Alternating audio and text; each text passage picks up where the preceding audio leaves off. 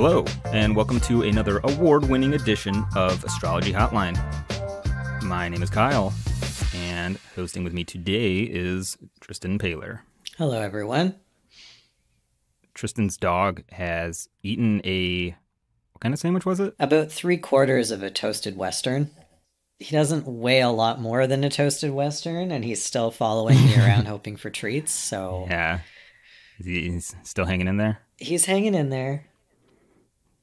There may have been a small number of onions. He's having a little food coma at the moment, but I mean, he sleeps 18 hours a day, so it's not that unusual for him. Yeah, 18 hours of sleep a day sounds pretty good to me. Sleep is definitely my number one hedonistic pleasure. I would rather sleep than eat. It's the best. And it almost seems to happen right before we record an episode that I sleep. Just for whatever reason, I just can't get to sleep, and I sleep like 2 hours a night for two nights in a row. It's like almost a consistent pattern. You're just so like, excited. Especially like, yeah, I know. I love this show so much that I can't wait. I can't wait to see your face, Tristan. Aww. Well, I think you're also probably very excited to share the results of the project that you've been working on and probably keeping yourself awake at night thinking about in order to prepare for this episode. I am especially excited about that, but that will have to wait. We should probably introduce our first and maybe only question today, because this one is, say,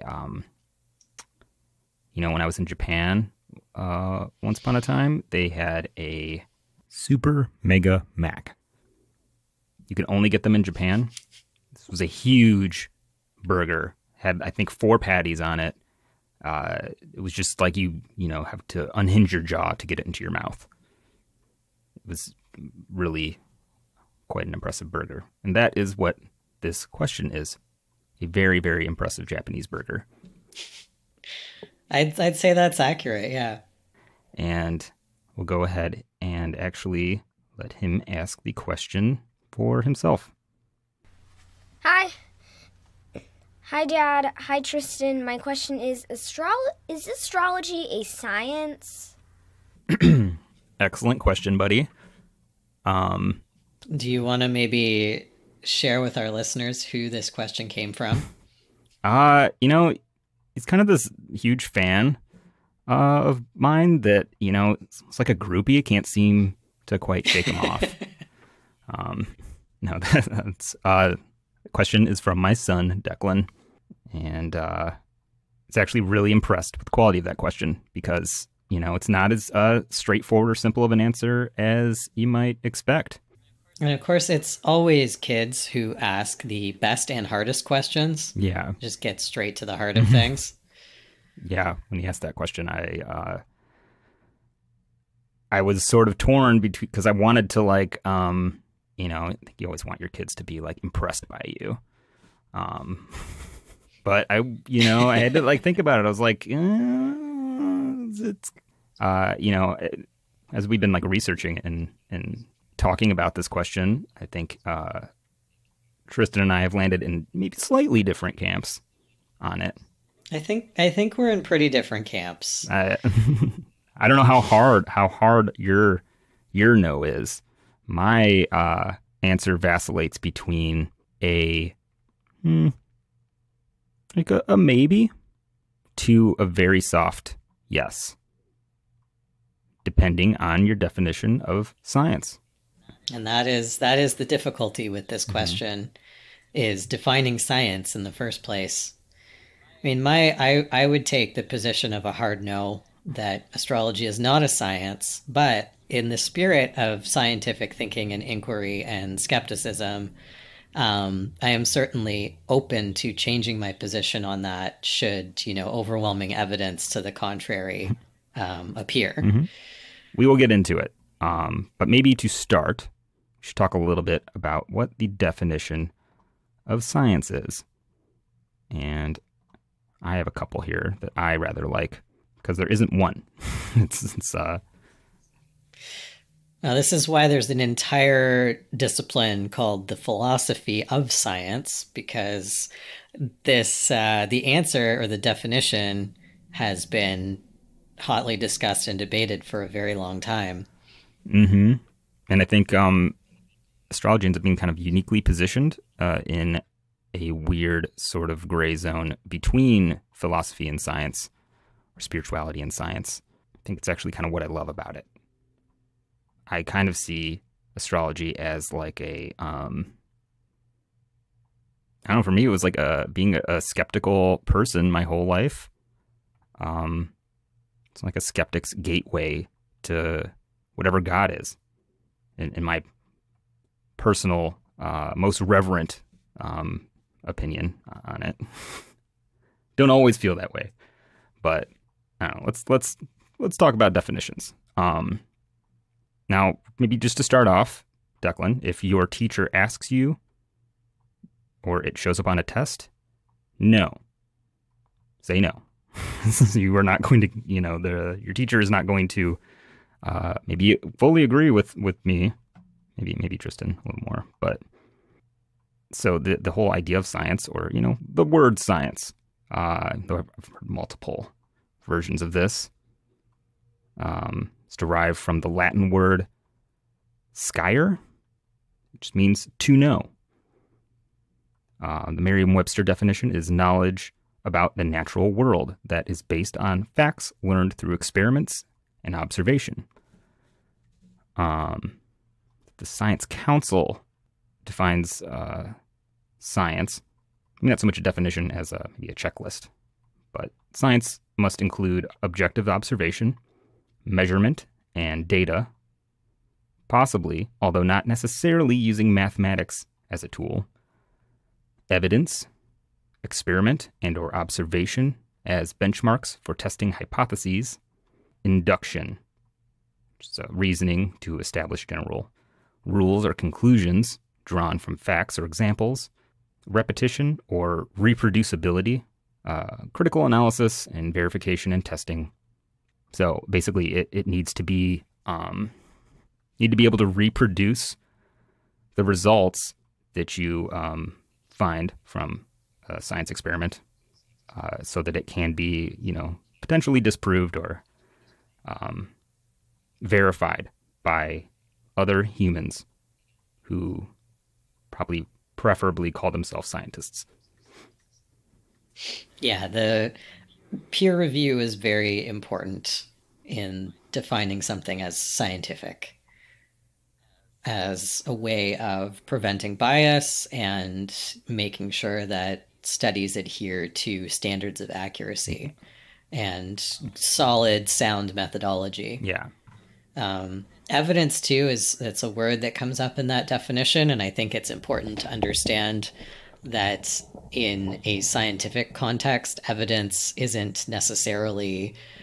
there's a difference between the evidence that we might use to make sort of everyday subjective decisions about our own lives versus the evidence that counts towards something being considered scientific. Mm-hmm. Anecdotal evidence is not scientific. Me telling you a story about a thing that happened yesterday, that is not scientific evidence. No, I think, science is really an attempt to identify universal truths, perhaps, objective truth.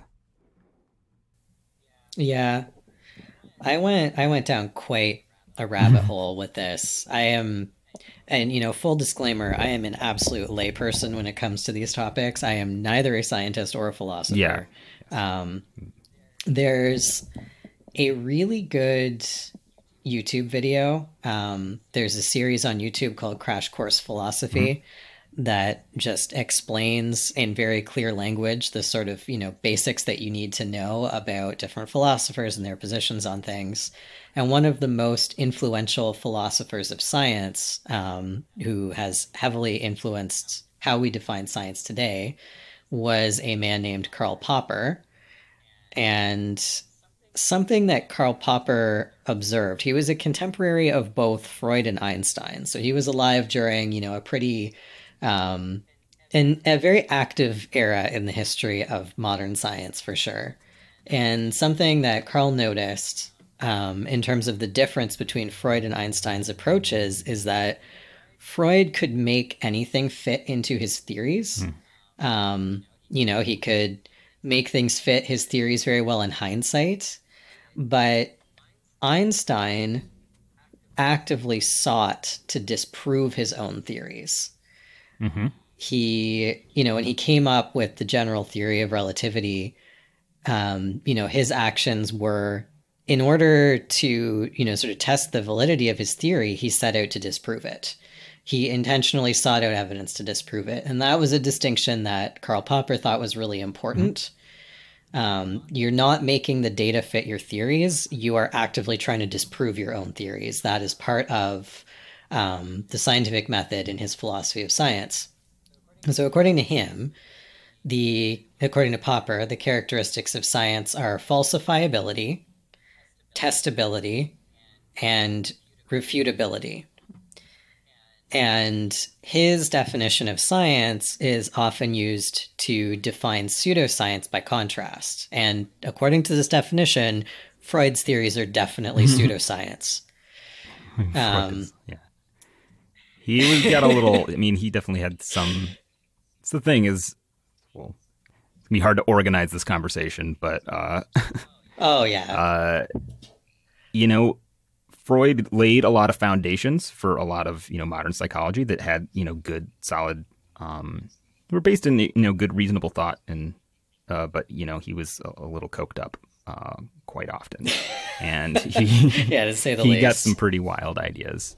And I think his own particular inclinations maybe got a little projected onto maybe his view of, general human psychology, which I think is can be an issue when studying psychology. Is your perspective, your ideas about other people's psychology are going to be very much framed through the lens of your own psychology. And it's kind of hard to separate the two. Yeah, and that's one of the things one of the sort of purposes of science, I guess, is to reduce or remove that subjective bias, which is where, you get things like studies need to be double blind, and you need, especially, doing any kind of study about human beings and how we behave or how we think or feel is incredibly difficult, because you have to really design your studies carefully to take human bias into account and try to eliminate it wherever possible, not just in yourself, but in your subjects and the other researchers working with you, which is something that, I'll talk about one of the more famous studies on whether or not astrology has any sort of predictive validity or any is able in a scientific sense to say anything about people's personality traits or what have you, and you're designing science tests that have to do scientific research that has to do with personality, and you're dealing with human people and their personalities and their level of self-awareness is really important to the outcome of your test. That's really tricky. I think one of the big things that's in really a lot of the definitions of especially harder sciences like physics or chemistry is quantifiability. So being able to measure something in numbers. And it's kind of one of the standards for scientific rigorousness, how science is this kind of science. And quantifiability is maybe one of the big hard science elements. But human behavior is incredibly hard to study in a scientifically rigorous way, because humans, as human beings, as subjects, are contaminated with uncontrollable and unaccounted for variables. We're way too complicated to be able to control the conditions of experiments around something as varied and subjective as the experience of human personality. Yeah, one of an example of studies on astrology being kind of tricky And the more well-designed research into astrology takes this into account, is that if somebody has any sort of pre-knowledge of astrology, it biases them. They can be, if you're,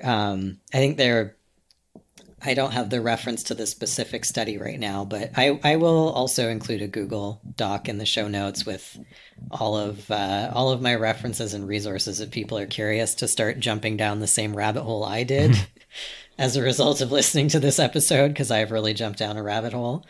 But there was one study on sun signs that did find a slight correlation between somebody's sun sign and their personality traits. But when the study was redone and controlled for people who, have some knowledge of their own sun sign, there was no correlation. So people's perception of themselves is influenced by what they know of their birth charts or by what they know of themselves astrologically. Absolutely. So, I would be a pretty unreliable person to base the accuracy of astrology on, because I know my chart inside and out. And I would know, if you gave me a bunch of random descriptions based on astrology, I know so much about astrology, like I would know which descriptions were probably referring to what. And I would be biased towards picking the ones that line up with my chart, not necessarily because my chart accurately describes my personality, but because I'm used to seeing myself through the lens of my chart. Yeah, absolutely. But that also gets into maybe one of the issues with maybe trying to approach astrology from a scientific perspective is that, what is it that astrology is measuring? Is it personality that astrology is the main indication of, or is it other things?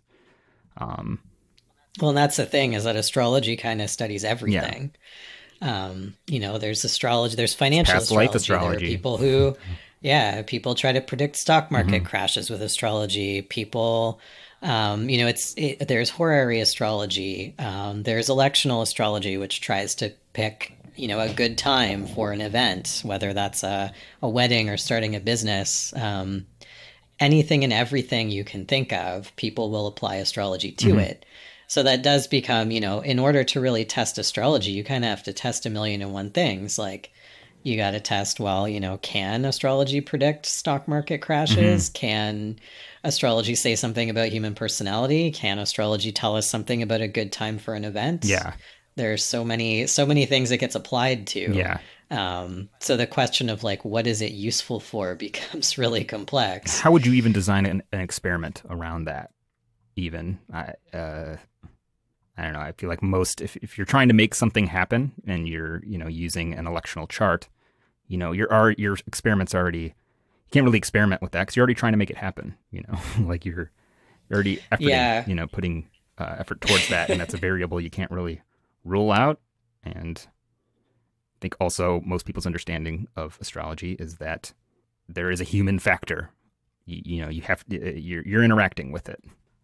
It's inherently so intertwined with humans engaging with it, that it's being tampered with always. Is it okay if I talk about Sean Carlson's experiment, which has to do specifically with astrology and personality? So Sean Carlson was actually an undergraduate student when he worked with his professors to design a scientific experiment to test the validity of astrology's ability to say something about human personality. And this experiment was done in 1985, and it was published in the journal Nature. It was peer-reviewed and published in a reputable scientific journal. And one of the... What year was this again? Sorry. 85. 1985? Yeah, 1985. So one of the remarkable things about this particular study is that Sean Carlson, was knowledgeable enough about astrology that he understood the common philosophical and scientific arguments and just common sense arguments against astrology. And he also understood the criticisms of astrologers towards those arguments. And so he wanted to design a study that took the astrologer's point of view into account. So this study involved 28 actual astrologers who not only agreed to be part of the study, but they participated in the design of the study. And I feel like, the best way to sort of explain it is just to read the beginning, the sort of prelude written in the published study itself, where Carlson says, although there have been many published tests of astrology, those with positive results, those that confirm the astrologer's thesis, have been largely dismissed by scientists on the grounds of technique. Those with negative results, disputing the astrologer's thesis, have largely been dismissed by astrologers on the grounds that they fail to test what the astrologers consider to be the essential aspects of their work. Indeed, astrologers complain that most scientific tests have tested the scientist's concept of astrology, not astrology as practiced by the reputable astrological community. Both criticisms may be valid. My purpose has been to avoid these criticisms by designing an experiment that would meet the tight specifications of both the scientific and astrological communities. Such an experiment was designed with the help of scientists, statisticians, and astrologers. We decided to test what we shall call, for simplicity, the fundamental thesis of natal astrology, as the proposition that the positions of the planets, including the sun and moon and other objects defined by astrologers, at the moment of birth can be used to determine the subject's general personality traits and tendencies in temperament and behavior, and to indicate the major issues which the subject is likely to encounter.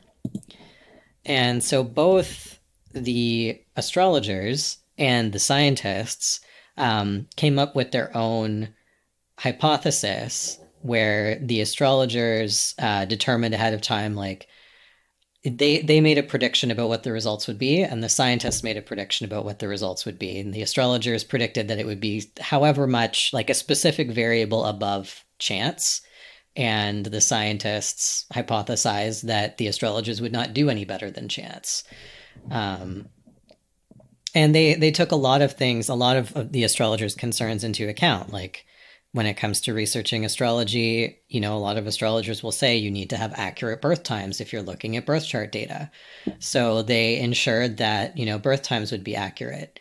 And they also tried to account for potential bias on part of the non-astrologer subjects of the study, like, say, people who might have a tendency to pick astrological descriptions that seem to fit based on their sun sign because they have prior knowledge of their sun sign. That bias would skew the results. So they have controls, they have like double-blind controls in place for all of those kinds of things. It's like a really, really remarkable study, and if you can get a copy of it, I highly recommend reading it.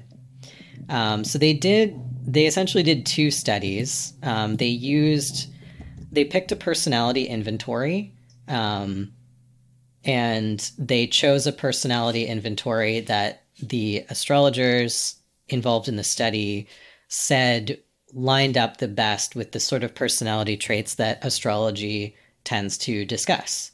And that was the California Personality Inventory.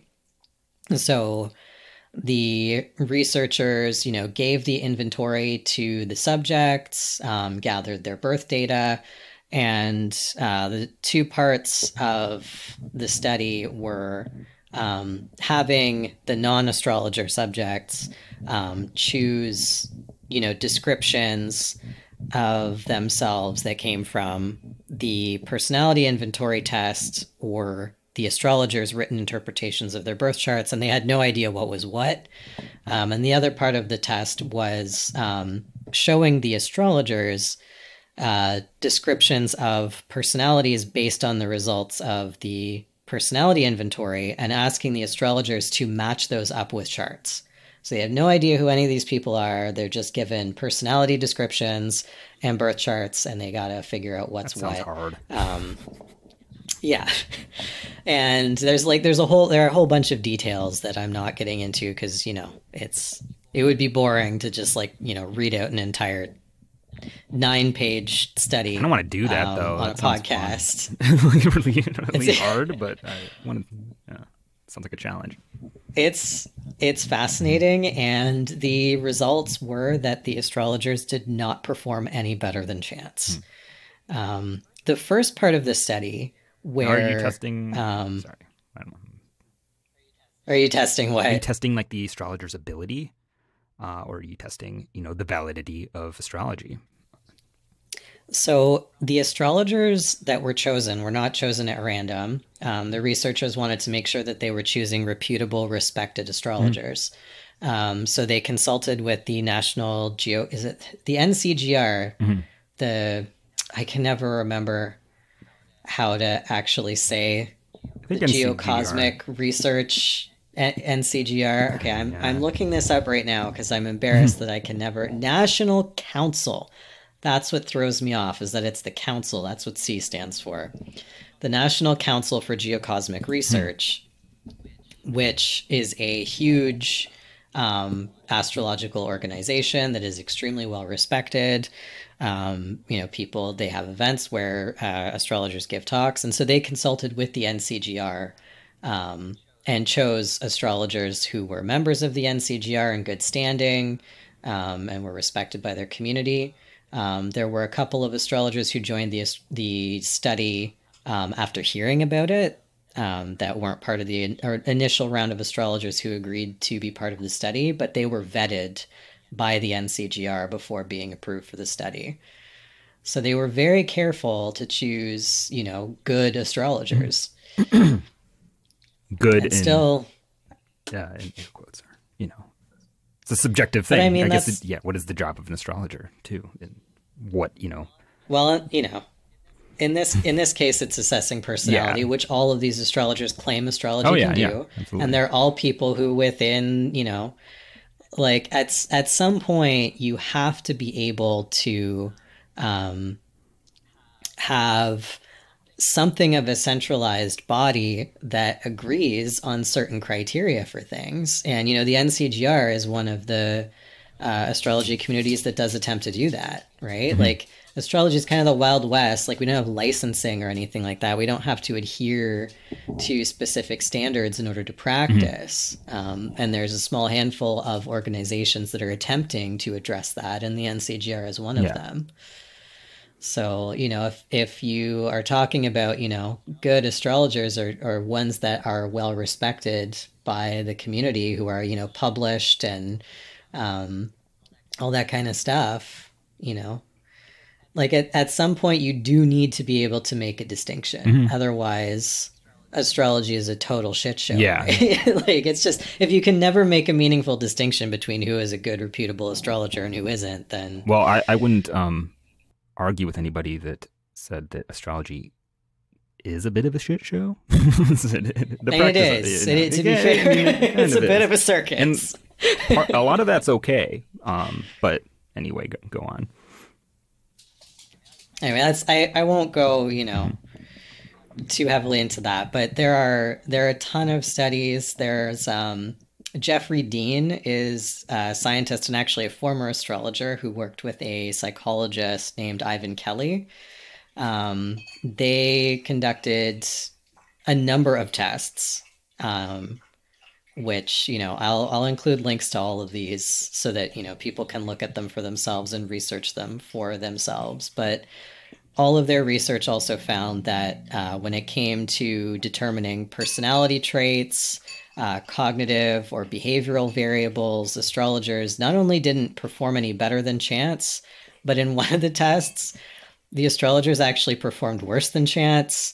And there was one study where the astrologers in the study made decisions about a person based off of their age or their birth chart, and they were more accurate in their decisions when they based it off the person's age than off of their birth chart data. So there really isn't a ton of scientific support to suggest that astrology can accurately predict personality or cognitive abilities or human behavior or anything like that. And there's a massive corpus of research that indicates that astrology doesn't do better than chance at this, which for me is not a problem because I don't. I also think, you know, it's important to recognize that like most astrologers are not doing, you know, statistical research or whatever. Most of us are doing consulting, which is a very unscientific practice. I think, you know, maybe even if you do have a scientific background, you know, you're not really, when you're sitting, you know, in a therapy session, you might be basing what you're doing off of scientific principles, but in that room, you're not doing science, you're doing therapy. So, you know, like as a consulting astrologer, I don't see myself as doing science when I'm sitting and reading somebody's birth chart. You know, I see myself as entertaining and counseling and, you know, helping people tell their stories using this language. But, you know, if I was the kind of person who was trying to predict somebody's behavior, based on the evidence we have, you know, I would probably choose like the California Personality Inventory, which was used in Sean Carlson's study, actually does have some predictive validity for determining how people do in college, for example, is one of the things that it correlates strongly with. So it's like, if I wanted to know how somebody was going to do in college, I'd probably pick a personality inventory that's been well studied and has, you know, some scientific validity. But, you know, if I want to do something that's going to help me think creatively and engage me spiritually, I'm probably going to do astrology. I don't know if I don't think I necessarily tend to approach astrology from the perspective of describing somebody's personality so much. I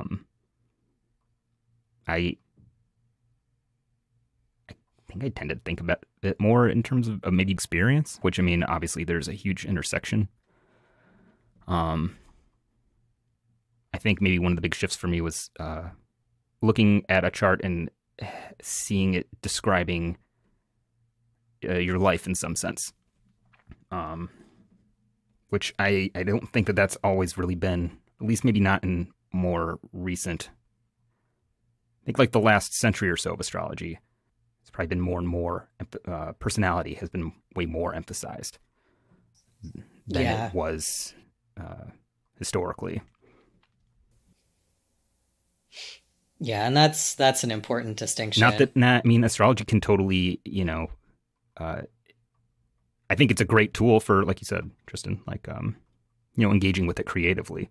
'Cause, I mean, at the end of the day, even if you could prove that, you know, astrology is a exact roadmap of your personality, you want to be able to engage with your personality, right? You want to be able to manipulate it, work with it, you know, shape it in some way. You know, you're interacting with it.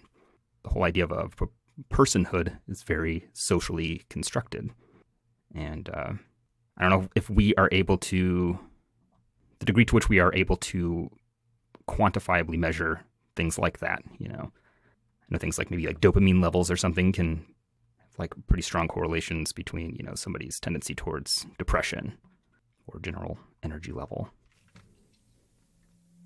Yeah, and like personality is very tricky to begin with. That was the trouble with the first part of Sean Carlson's test, is that, so the way that the California Personality Inventory works is that like it's a psychologist who's giving you, like asking you the questions, and they didn't show people the results.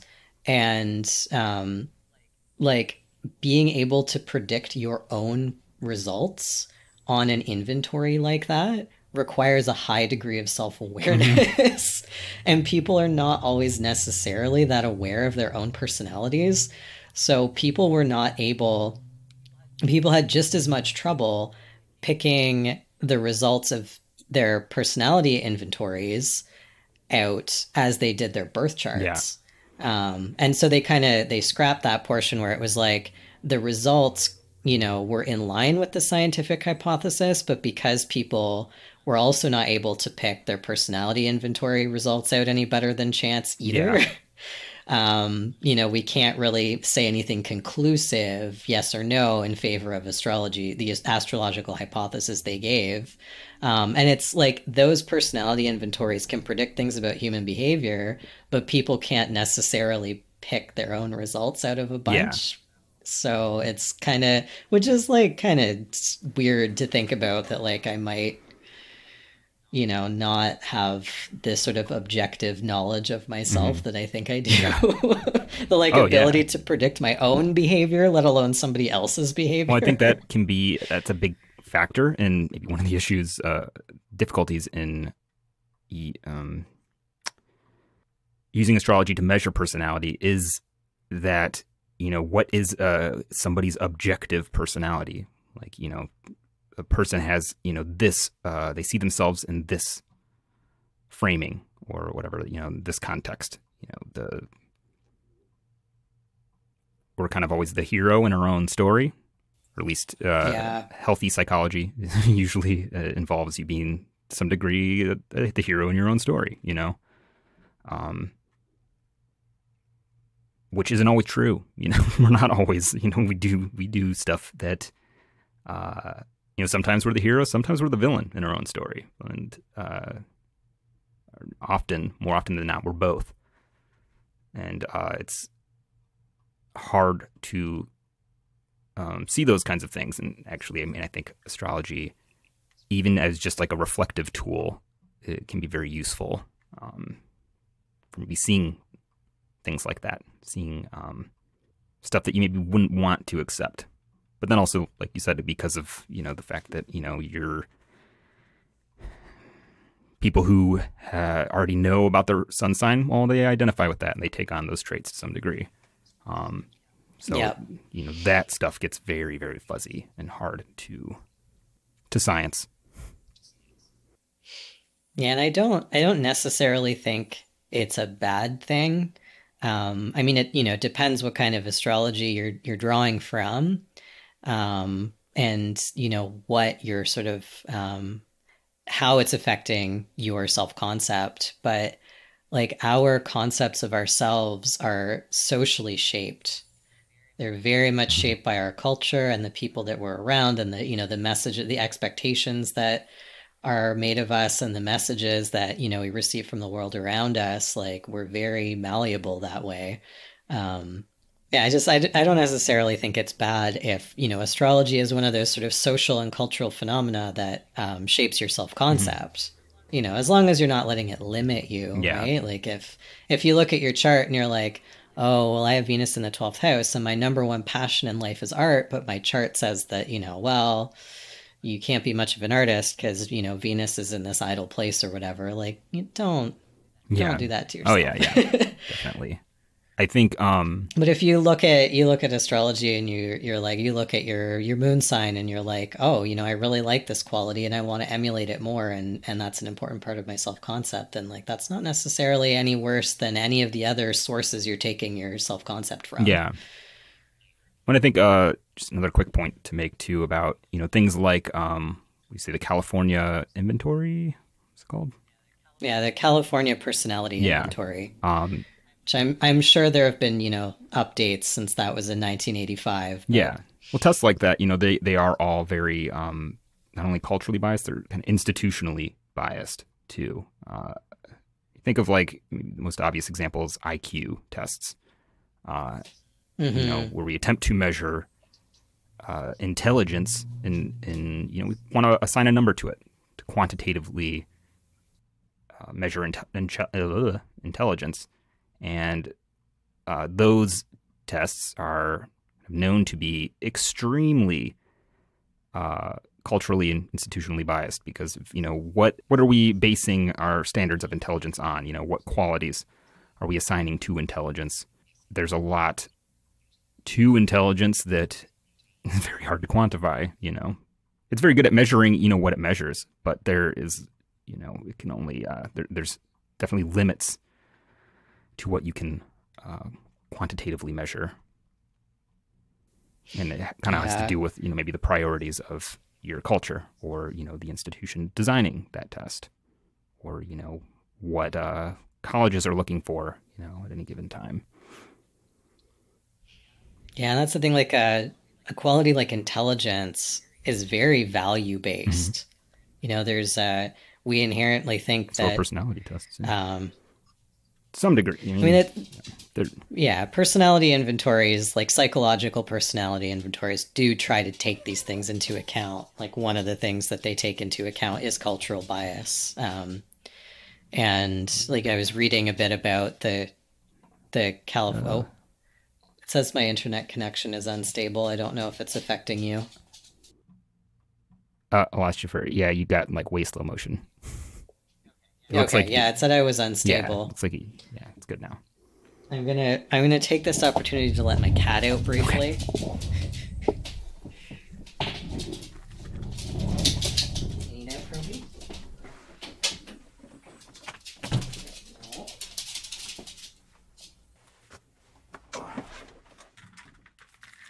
Sorry, what about my pumpkin pillow? Your pumpkin pillow? I have a lot of Taurus placements, and I carry a really soft pillow around my home because I like to touch it. I love that. I like to touch. I like to touch soft things, and that's only because I'm a Taurus. No, it's. But it is inordinately. It is emphasized with me. I don't really know any other people that habitually touch like the seams of soft T-shirts. I do that, and I run my fingers through them so that I can feel the fabric. Yeah, it's a comfort thing. So we have tool. It's self-soothing. We have really soft curtains in our living room, and I regularly go up and I just like run I'll make a wrinkle and run my fingers through it because I like to touch the soft fabric. Yeah. That we do have similar charts. We do. I know, and it's. But yeah, there is a danger in only like I'm totally guilty of that. Of like, here's a quality, I want to find that in the chart, But those are the kinds of things that are very hard to replicate. The same thing that maybe describes that in like my chart might describe that in somebody else's chart very differently, And I think it's something that makes astrology unscientific, but also makes it like an incredibly useful creative tool. Because you can see, it's like we were talking on an earlier episode about, you said this actually, you were talking about how, when you were doing more modern astrology, you could see certain traits of yours playing out in that chart. With, using like a Placidus house system and emphasizing the outer planets and stuff like that. And then you could see the same stuff playing out, but using a different set of symbols, looking at your whole sign chart through a more traditional lens. And I think like that's kind of the beauty of it, is that like different sets of symbols can result in kind of similar interpretations.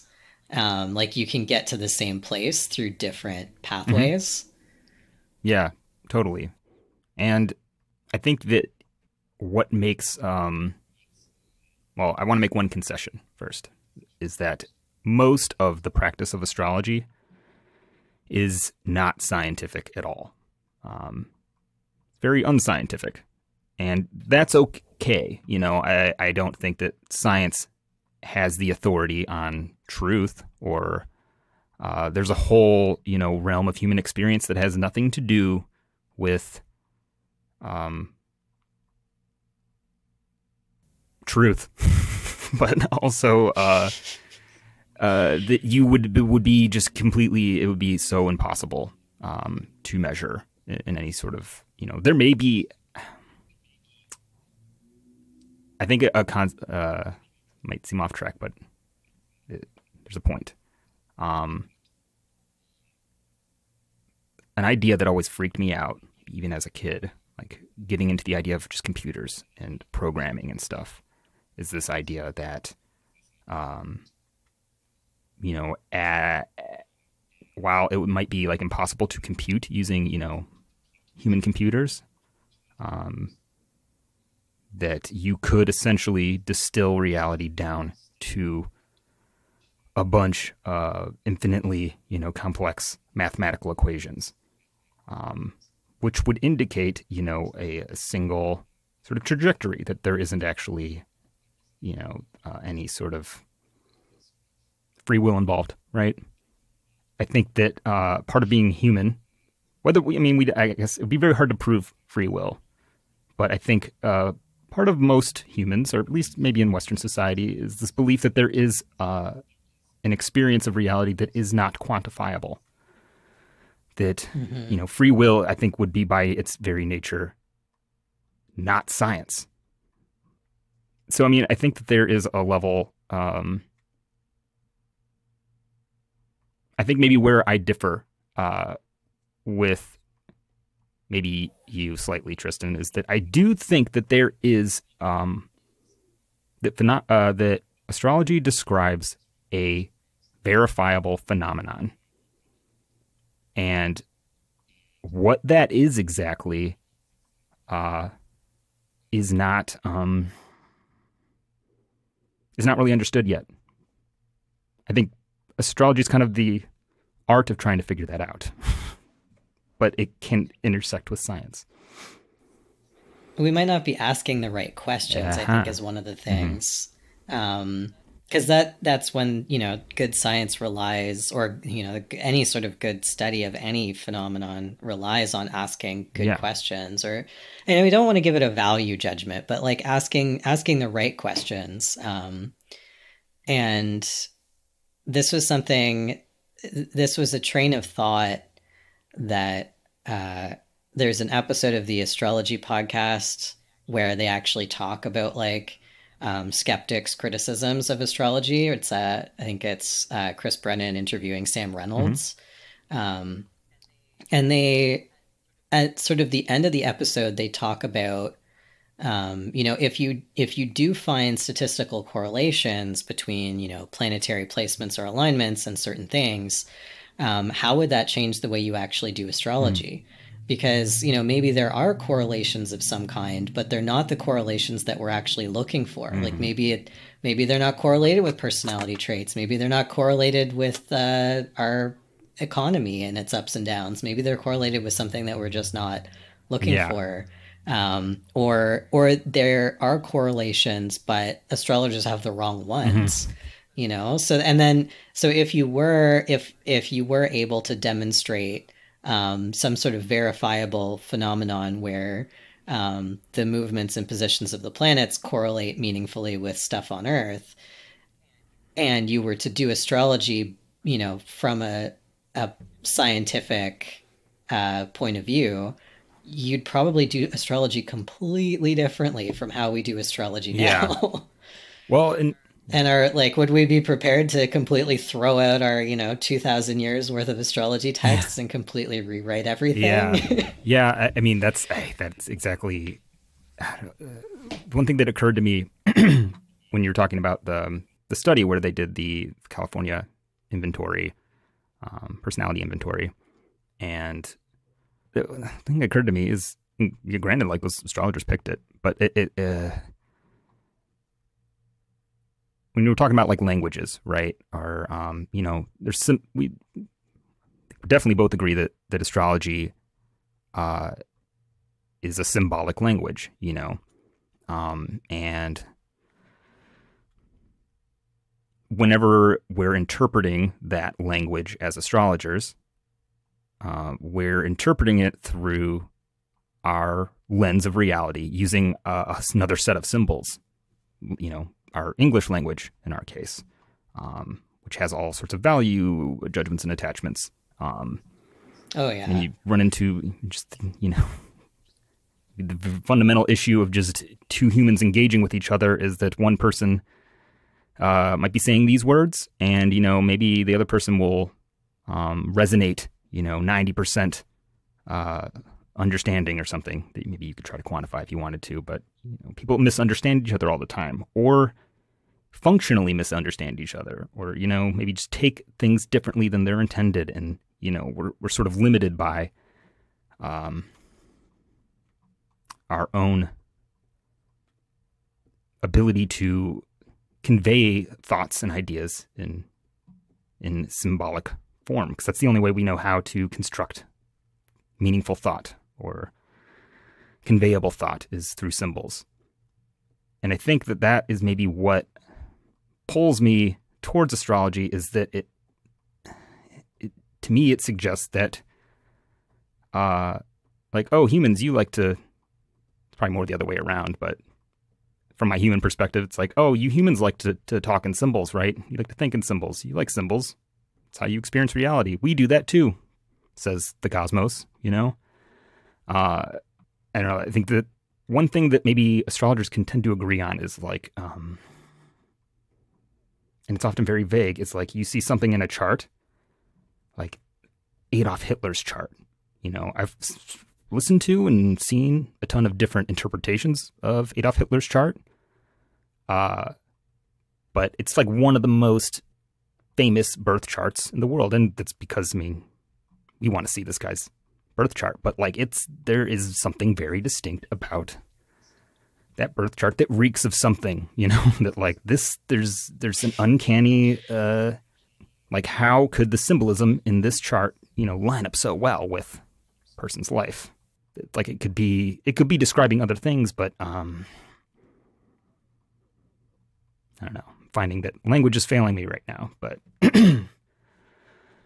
and I think that, astrology, for all of its non-science, it's a wonderful language for communicating things like that. I'm trying not to get on a tangent about Hitler's birth chart because I've been studying it lately. And I could go on, but I don't know. I almost kind of want to segue into my little research project, unless you had more to say in the vein of what we were just talking about. I have tons to say, but I am very curious about your project. I really want to hear. I actually, before you get into that, I think there's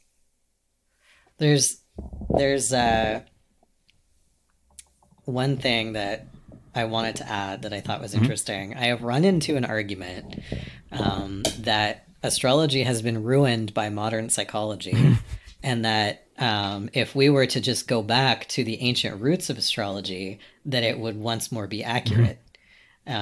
So there's an article about this written by someone who is very interested in Project Hindsight and the revival of Hellenistic astrology.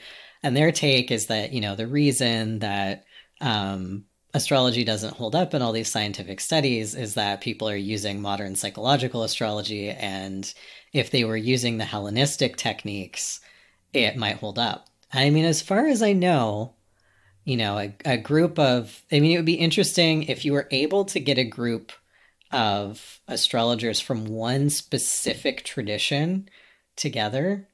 I don't even know if you'd be able to get a sample large enough is the problem. Well, even within that and you'd have to get them all to agree. Yeah, within that tradition, you'd still have to get them to agree on which techniques they think are accurate. And good luck getting any two astrologers to agree on anything. But, if you were, in theory, able to do that, if you were able to get enough, Hellenistic astrologers to be what's that? Yeah, to be this is the set of techniques that we're testing, and these are the things that these techniques are capable of predicting. It would be interesting to design a study to see, maybe there's a point to that. Yeah. But until there's a study, we can't know whether that's just an opinion or whether there might be something to it. Yeah. You and I agree, very similar perspective on astrology overall. We would maybe interpret certain things very similarly. But obviously not 100% of that, we're going to differ. And I think that it would be impossible to find two astrologers that match perfectly. Yeah. I feel like you and I are also unusual in that, I don't know, I am always very open to your ideas. I don't think I've ever disagreed with you on anything about astrology. I think we're both So skeptical people. And in fact, what sucked me into astrology is that I wanted to disprove it. I wanted to say, no, there's no way that this is describing something that resonates so much. Like this has to be an accident. This must be a coincidence. And, the further I got into it, the further, I think that's what it's really difficult about astrology is that you generally learn astrology by basically accumulating anecdotal evidence. It's a huge accumulation of anecdotal evidence. And, people influence the way you think. I don't know. We influence the way each other thinks. It's not how I wanted to word that, but, groupthink is a thing. But I understand what you're saying. Yeah. So, I mean, again, I feel like I'm going in circles a little, but we keep running into I don't know, astrology is such like a diverse tool that it's like it doesn't have to be scientific to be useful. But I think there is something about astrology that is describing something in a consistent way that we are always interacting with and engaging with and maybe reflecting off of. And again, you're going to get a million different perspectives on what astrology is. And I think both of us are always in the process of figuring that out. But I think it maybe says something about why things in a birth chart can play out dynamically in so many different ways. Because, the way you interact with whatever is consistent about the phenomenon of astrology is going to be highly variable, depending on, a bajillion other factors, because astrology, I don't think it can be used for everything, which is maybe where it gets, but at the same time it can, because the symbolism is so broad. I don't know. It's such a fuzzy, weird thing. Well, it's like it can be used to interpret everything, but it can't necessarily be used to diagnose or predict everything. I think the predictive ability of astrology is limited, for sure. Like, they're very limited. Yeah, like if I have a cough, I am not going to look at my transits to figure out what's going on. I'm going to go to a doctor. No. But, if I'm thinking about how that cough and how that experience of going to the doctor affected me and how that fits into the narrative of my life, then I'm probably going to look at my transits. Mm-hmm. And those give me, symbols and stories to work with. To figure out, like, what does that experience mean to me, and how does that potentially fit into these larger patterns of meaning in my life? Mm-hmm. I think, like, I definitely notice a tendency in the astrology community to want to demonstrate that astrology is a science, or that it is using a scientific method to arrive at its conclusions, because there's this idea that, like, something has to be science in order to be, like, useful or good or worth, like, valuable in some way. And I think, like, when we hear things like, something is the result of human imagination, we often use the word just in there, like, it's just in your imagination, or it's just human created, as if it isn't, like, absolutely incredible that human beings are able to imagine things like this. Like, I think human imagination is incredible, and our ability to match the patterns in our own lives with the larger cosmos using our imaginations is, like, that's amazing. I think that's very valuable in its own way. And that it's not a slight to say that something is the result of human imagination. If anything, it's a compliment. It's a compliment to our, creative abilities. It's a compliment to our ability to, create our own narratives, and create our own meaning.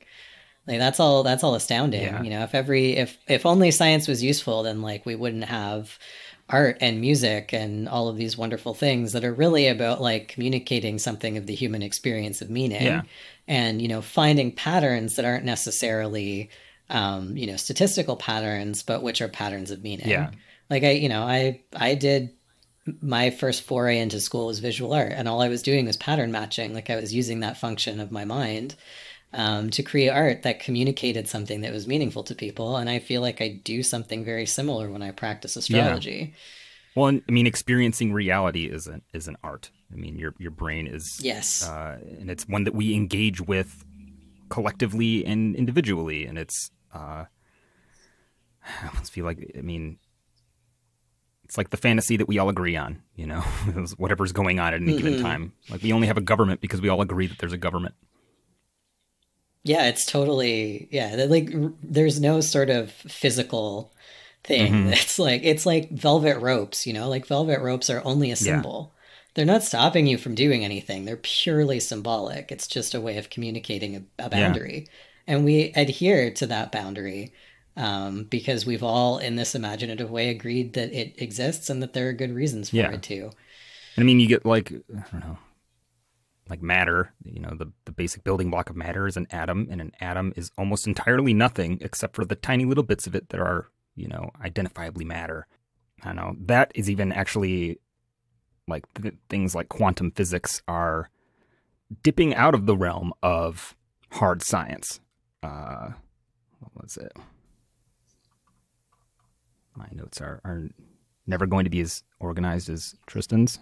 So I'm going to refer to something that like, I'm like, oh yeah, I read this thing somewhere once, you know. But I believe, yeah, if we're going by like sort of definition of a hard science, science is a tool that we use to figure out reality. And to figure out, you know, what is hard and stable about reality, but so much of reality is our experience of it. And, you know, I think what can be fun about some of the real heavy-duty sciences that, like quantum physics and stuff that are getting into highly theoretical territory, is that it's like we're kind of trying to find that intersection between the studyable, reproducible, physical, natural world and, you know, the subjective, you know, human brain's interpretation of it. And how do those two things intersect? And a lot of that we haven't figured out how to measure yet. We don't really know what reality is. You know, string theory and stuff that tries to to explain that, and particle physics. Like we don't know what you know, the subatomic particles, they seem to disappear and reappear all the time.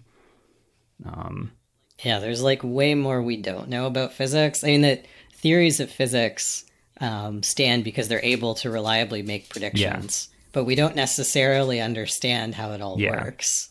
We know enough to be able to make predictions about stuff, but that's as far as it goes. Yeah. So, I mean, I guess we've talked a lot about, you know, the degree to which astrology needs to be science, you know.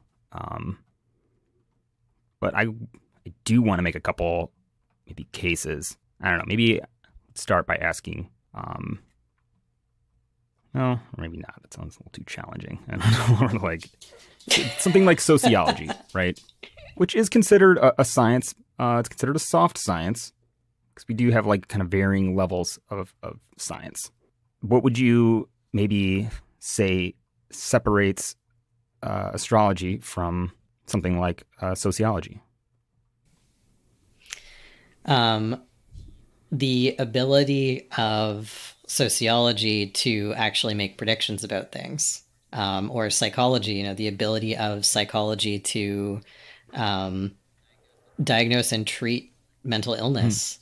I mean, another thing too that I would say distinguishes social sciences from astrology is, you know, there theories within the social sciences are still part of that sort of self-correcting skeptical process. You evaluate an idea, with observation and analysis and put it to the test. And if the data supports your predictions, then great. If the predictions fail, you throw out the theory. Like any time you start from a place of skepticism and willingness to be surprised by the results or to be proven wrong.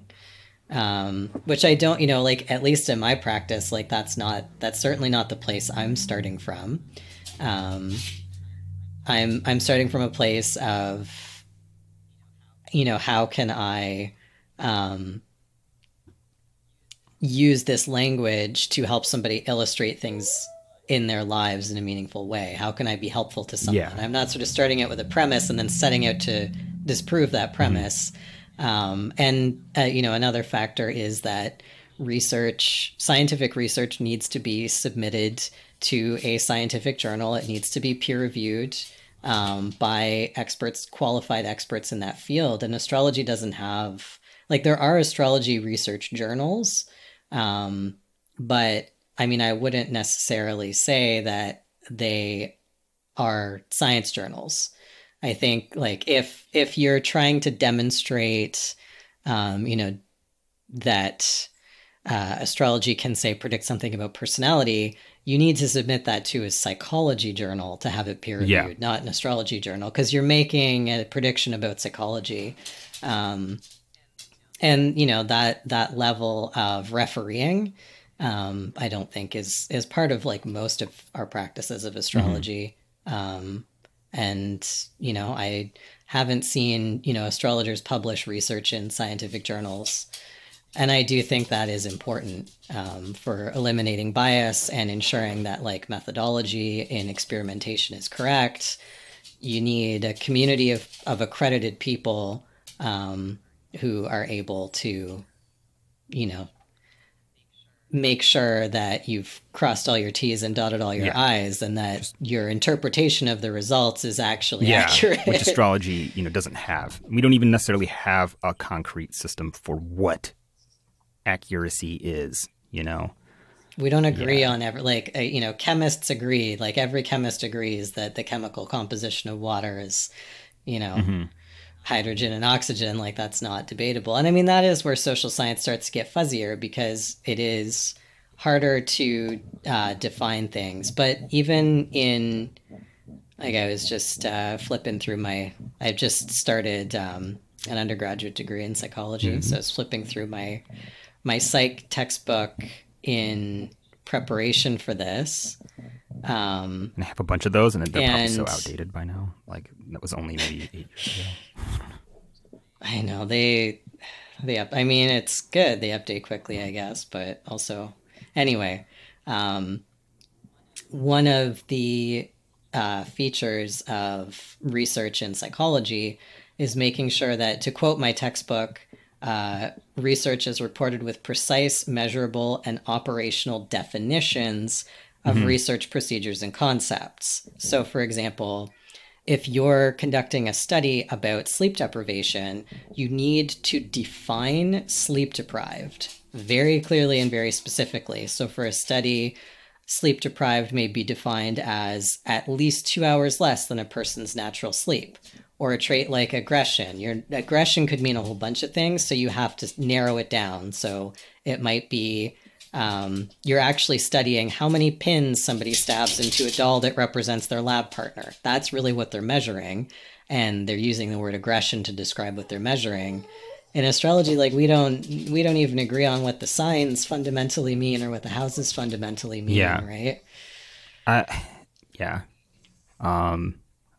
10 things I want to say about that. But I don't know. I guess, I mean, what gets tricky is that, while sociology, it relies very heavily on statistics, and you can find statistical correlations between, income level and your income later on in life, what you're born into, the sort of material circumstances that you're born into, have a very heavy influence on your life going forward naturally, right?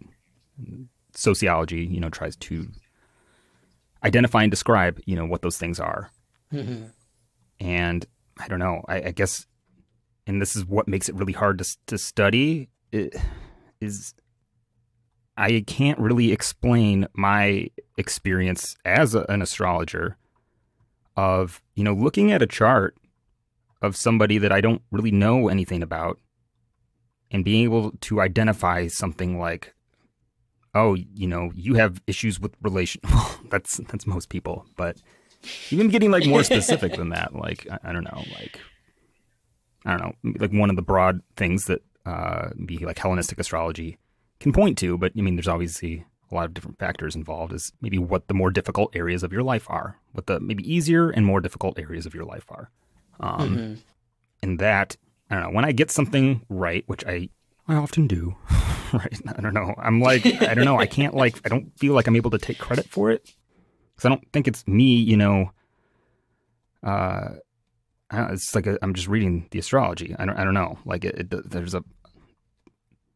and that's what is both maybe what keeps astrology alive, but is also problematic to some degree, is that confirmation bias, or your subjective experience of truth, especially when it gets reinforced over and over again. It's really hard to divorce yourself from. I don't know. I'm thinking about like how do you pronounce his name? Gauquelin? Gauquelin? Yeah. I want to say my French accent is terrible. I apologize at least it was an attempt. French-speaking listeners. Gauquelin? Gauquelin.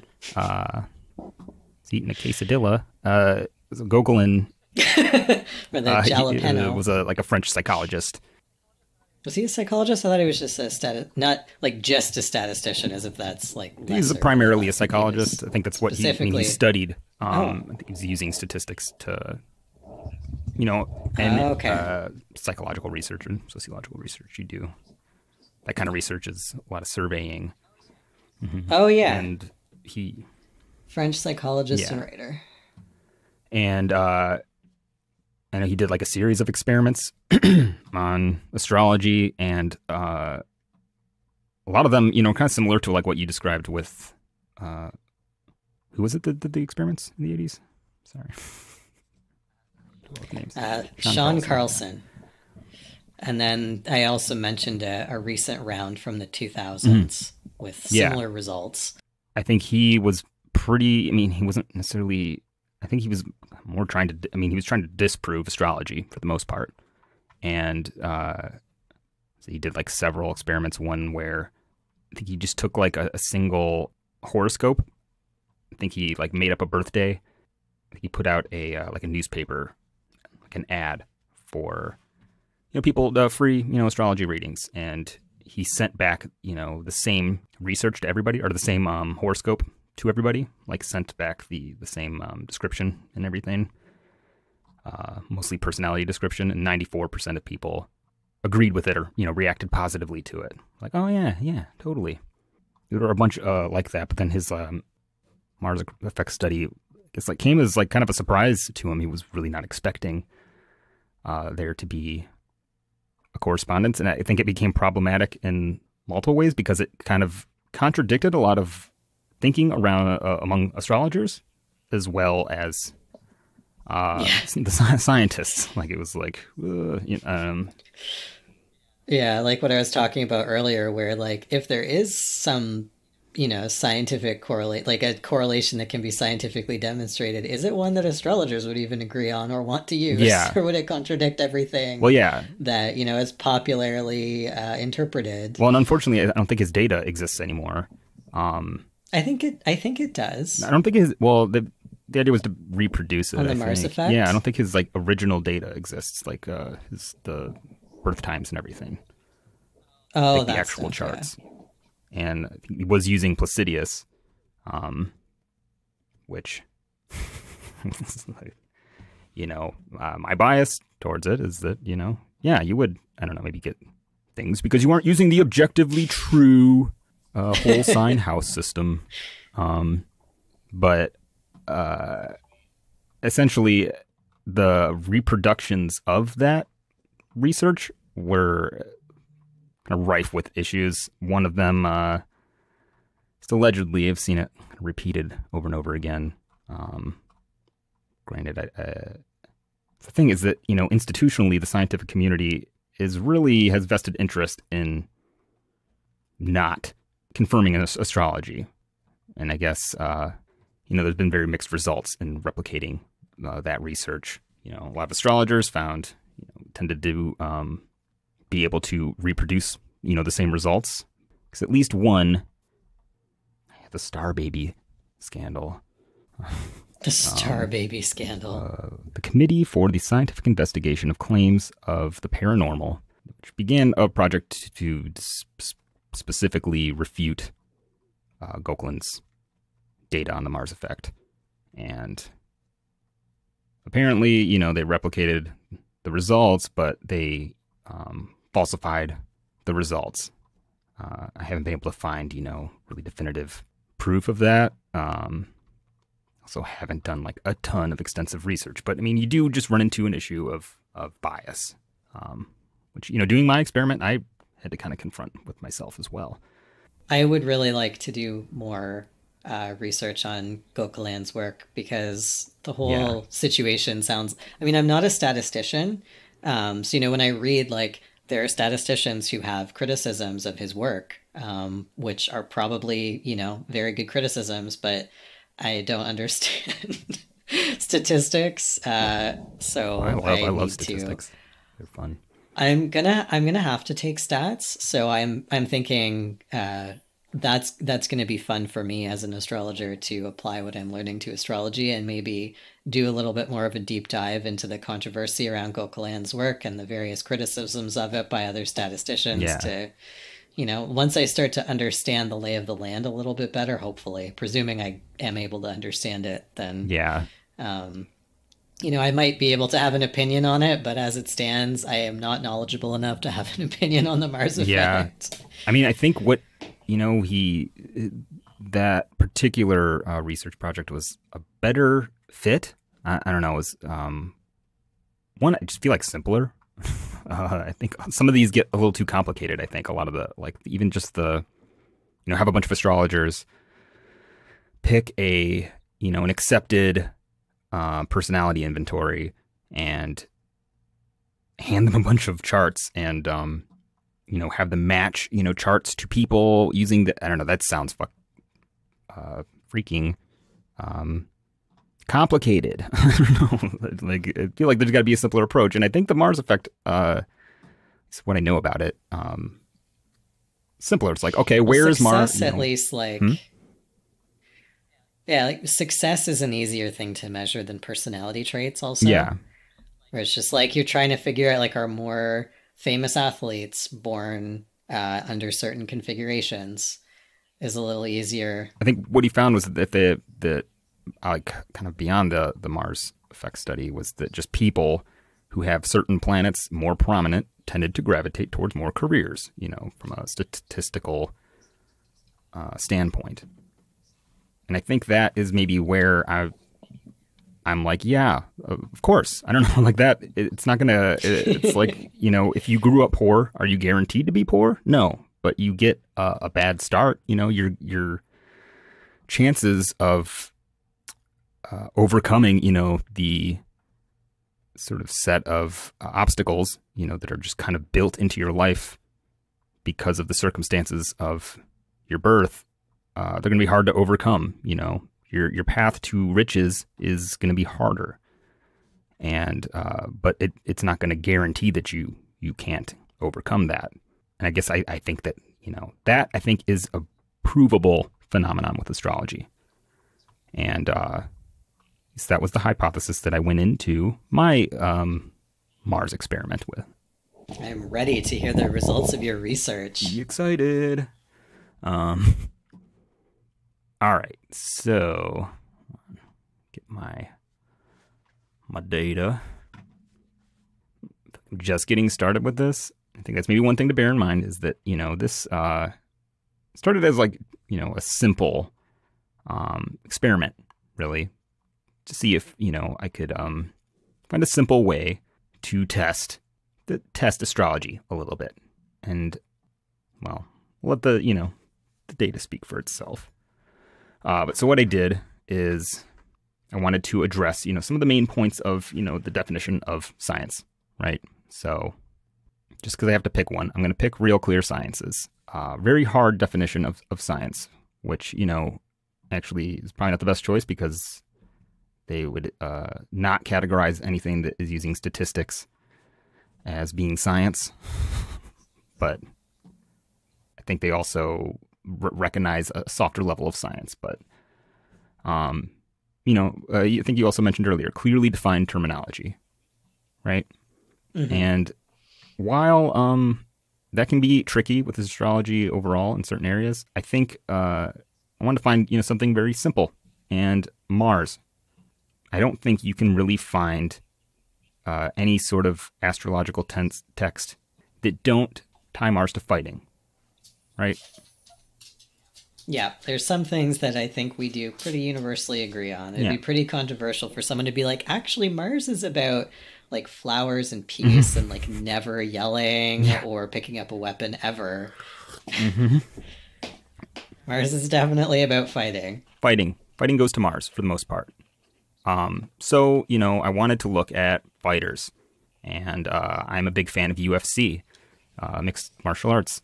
And so I wanted to see, it's the thing that my brain started to go round and round with was that, there's so many other mitigating conditions for Mars. It's not all about, just what sign it's in, there's angularity, there's reception, blah, blah, blah, blah.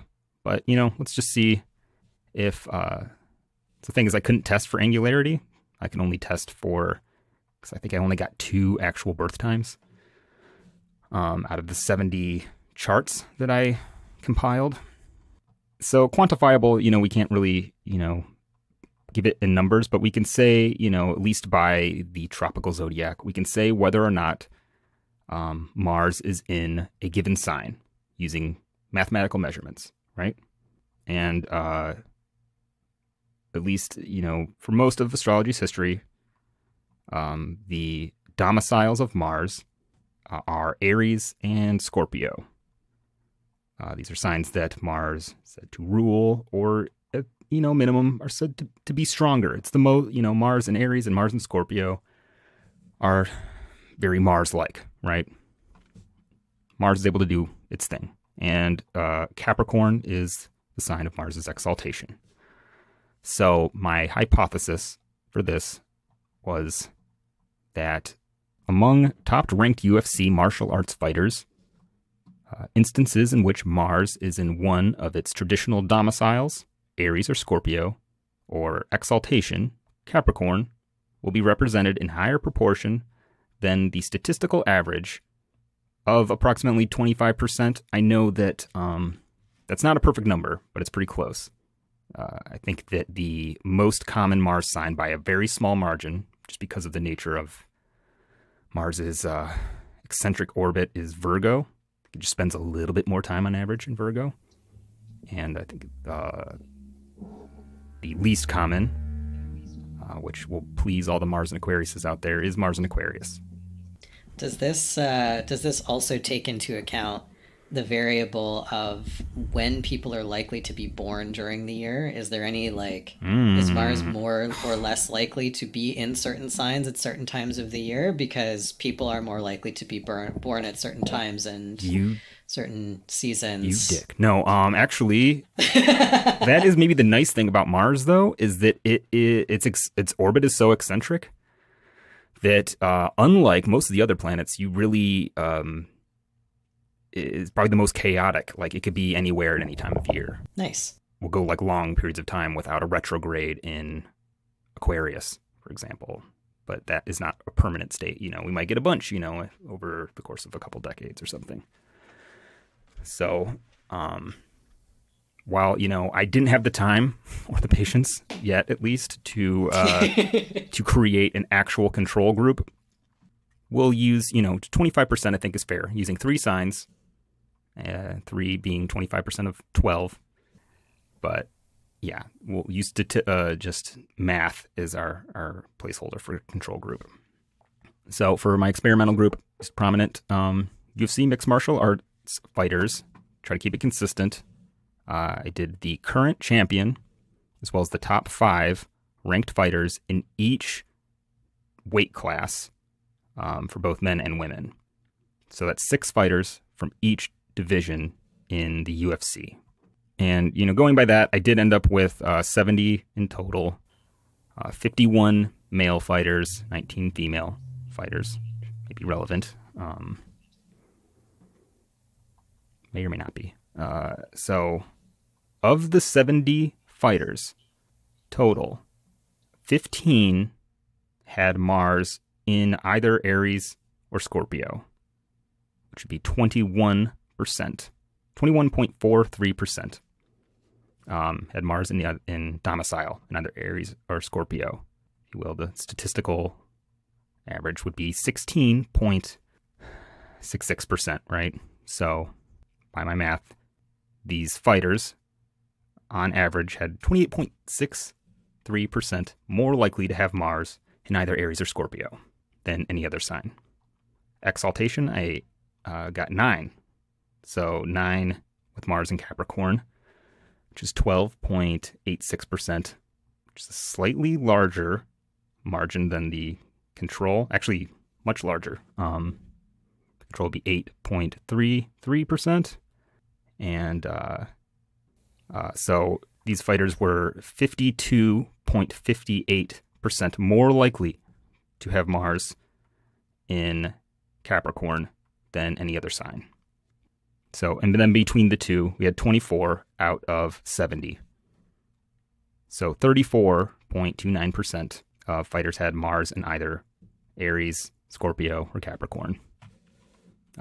Which statistically, it should be about 25%. So that is 9.29% more than statistical average, or, 37% more likely to have Mars in dignity of some kind. I mean, I didn't even get into like triplicity and term and stuff, which is an option. That'll be fun to play with.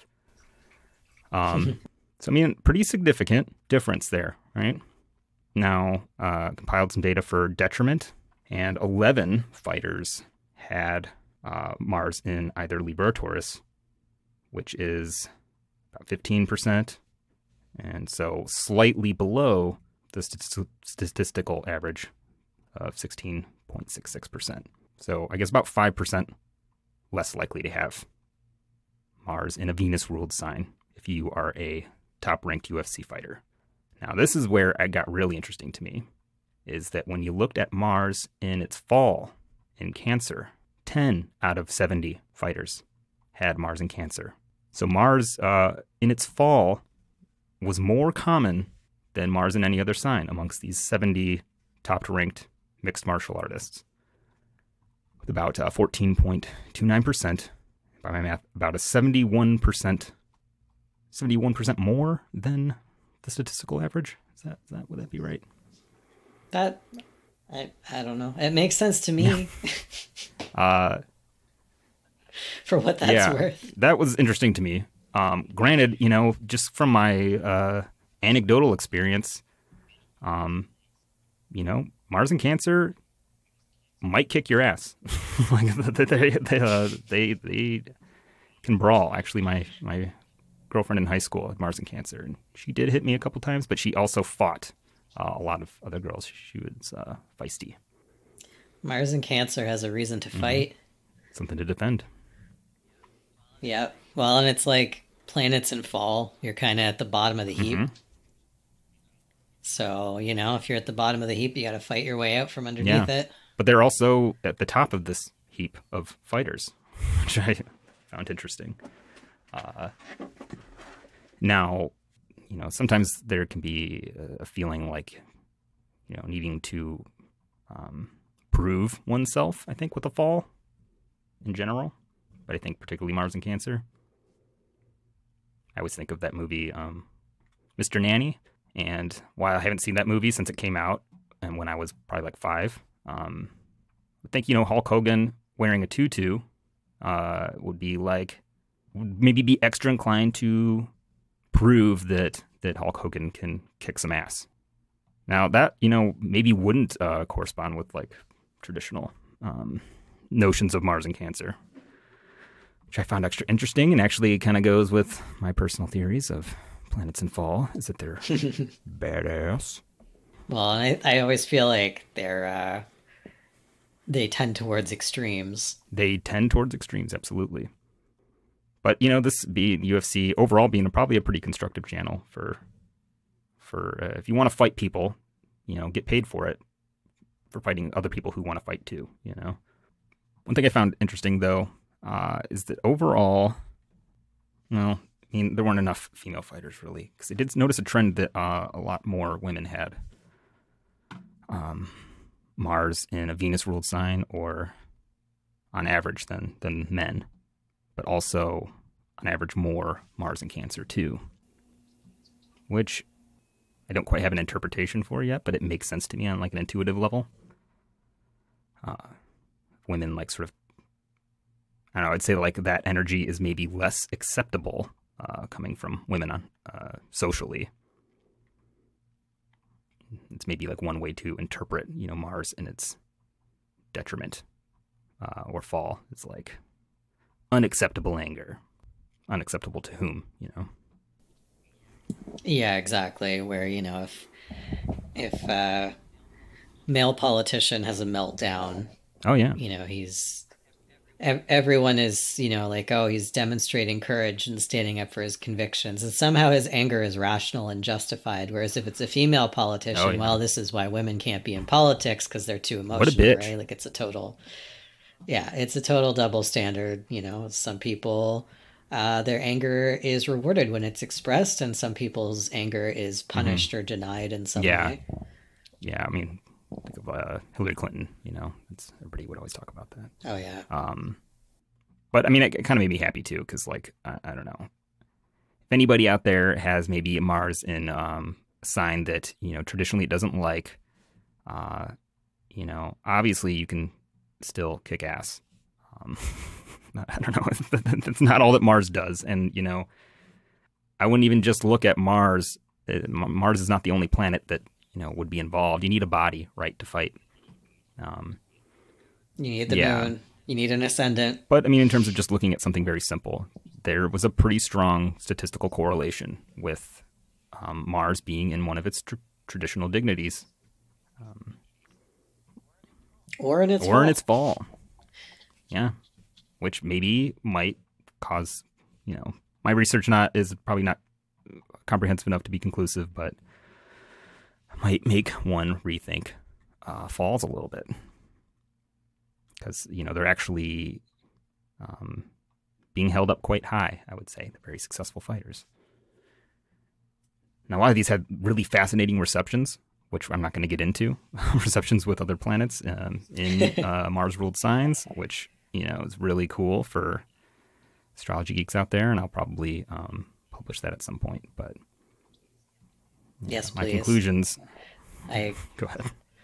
Expect an article, your interpretation of your data. Yeah. Mainly that, you know, Mars will eat your children. No, Mars and Cancer will eat your children. Don't mess with Mars and Cancer. Yeah.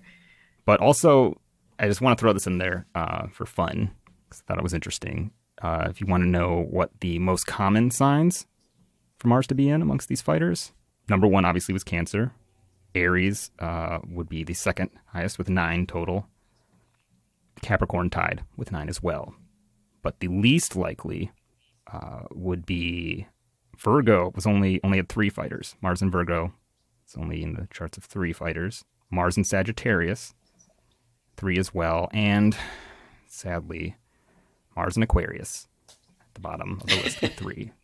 So one of my conclusions is that Tristan is about 300% likely to kick my ass in a fight. This is where you definitely would not be able to make a prediction based on this data. Yeah, no, exactly. And I've been thinking this whole time, like, oh, I guess I should become an MMA fighter. I mean, your chart, you got an exalted Mars with an exalted Saturn, and a lot of them have Mars Saturn action going on, which makes a lot of sense. Endurance, stopping power. There's so many fun ways that these played out too, like individually, which I won't get into. But I think also, maybe an important point, is that, we have a statistical correlation. Does that, what can you say out of that conclusively? That, more more UFC fighters, in the specific circumstances, had Mars in one of these signs. But yeah, Tristan, why aren't you a UFC fighter? I don't know, but this is bringing my whole life into question. Yeah. Is this challenging your beliefs a little bit? My first astrology teacher told me that I should get into martial arts based on my chart. That was more than 10 years ago, and I still haven't taken her up on that. I mean, I think, and she said it, I don't think she said it because she was like, oh, you'll be talented at it, but that it would be good for me. Which, I mean, I'm sure it would be good for a lot of people, but, maybe she had a point. You have a lot of Mars rule stuff in your chart. There's a lot of, which is funny because I'm so not that. I feel like my life is very Marsy, but I am not very Marsy. Unless, like the way I tend to frame it is like, I have 100 anxiety disorders and I still get out of bed and try every day, which means, the boss music is constantly playing in the background of my life, even though nothing is happening. Yeah. So it feels like I'm constantly at war, even though nothing is really going on. And I keep getting out of bed and facing my fears and doing stuff anyway, which I guess is a Mars trait. But no, I am baby. I am very soft and nonviolent and scared of everything. Well, I think that's how you turn Mars around. A typical Mars person. Yeah, I think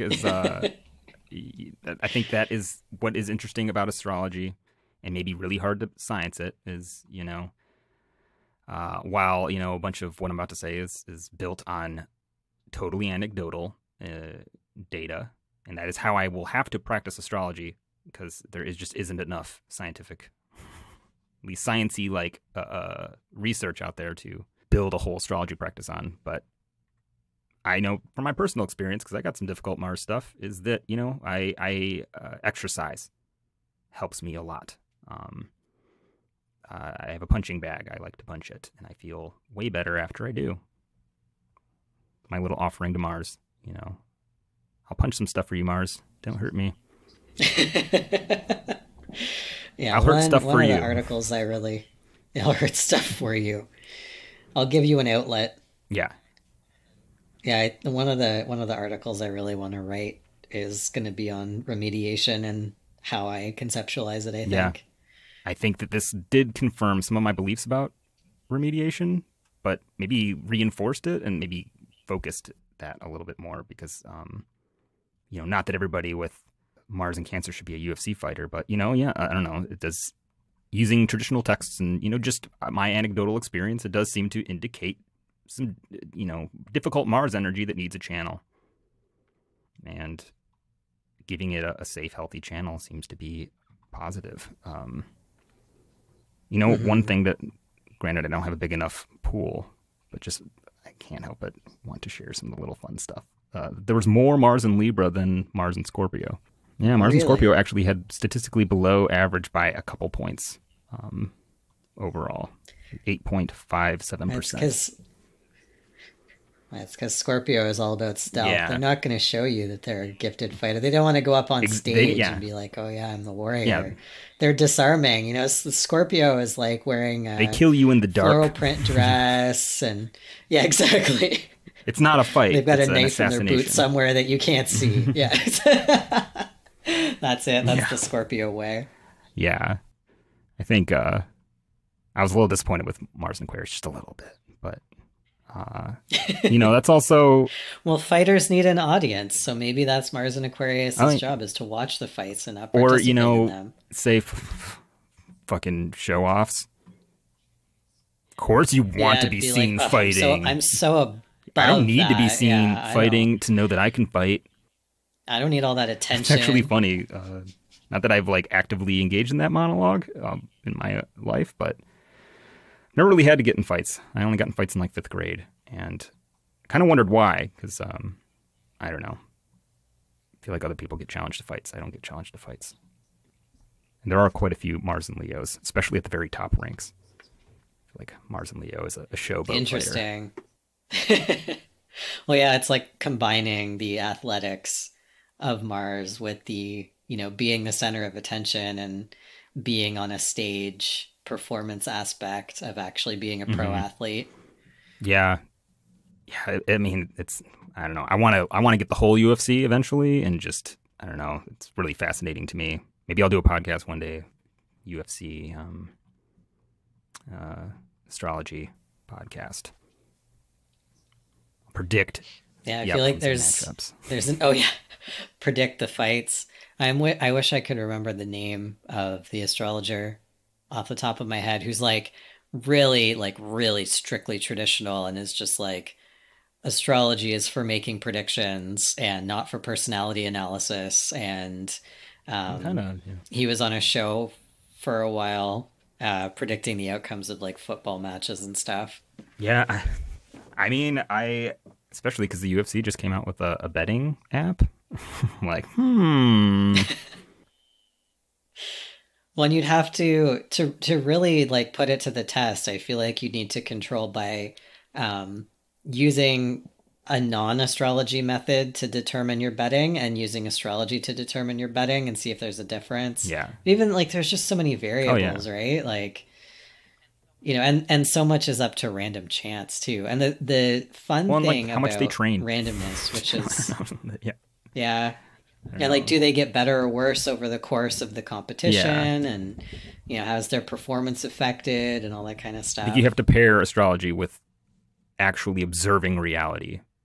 And maybe a lot of what makes astrology more powerful, or maybe more powerful than it actually is, I don't know, it's hard to nail down, is that it does tune your ability to observe, I think. I think that, through the lens of astrology, you tune your observations more. I don't know, you learn to like refine what it is you're observing or looking for, which, you could get confirmation bias and stuff, but. Well, you're using a lot of pattern matching, but I find I do just generally pay attention more because I'm interested in finding patterns. I end up just being more observant in general. And I often ask better questions that I wouldn't think to ask. Like if somebody gives me their birth chart, I'll see things in their birth chart that make me wonder stuff about their lives. And I would never have thought to ask that until I saw a particular configuration. And I ask them about it. And, we end up having a 2-hour story about something really significant that happened in their life. And like, it's also been very good for my memory. Oh, yeah. Like I'm going through a little bit of the history of psychology in my class right now.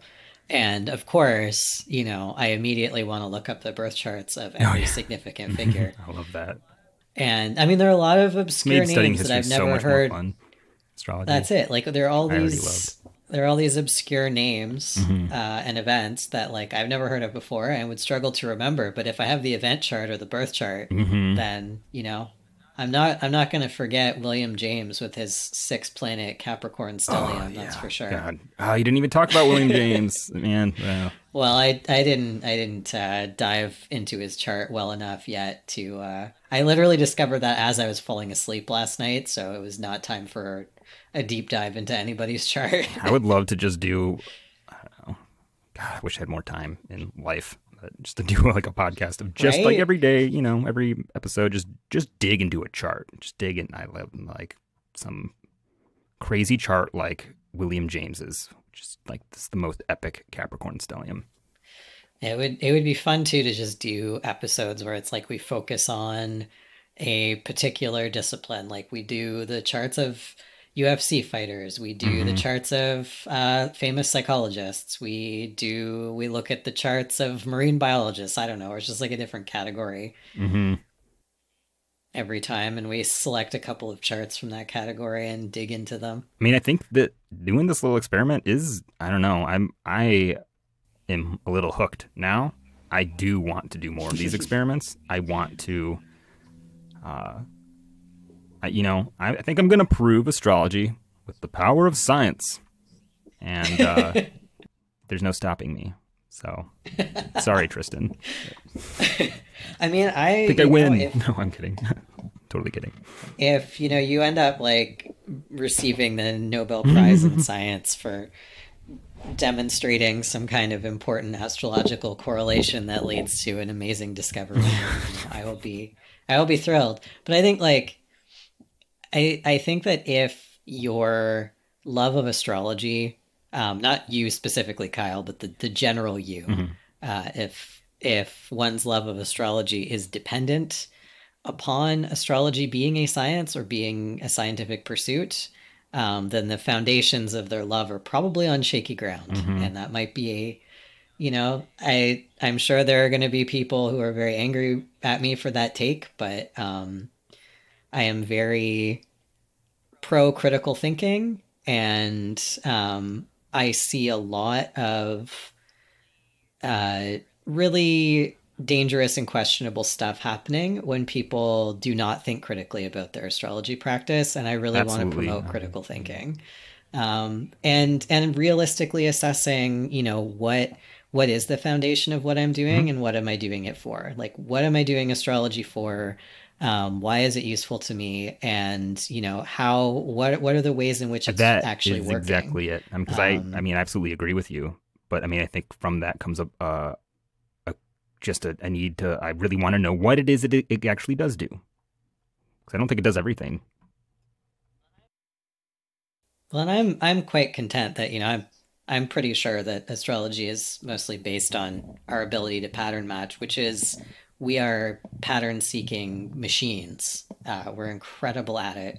And the nature of randomness is very interesting because we're actually extremely bad at perceiving randomness.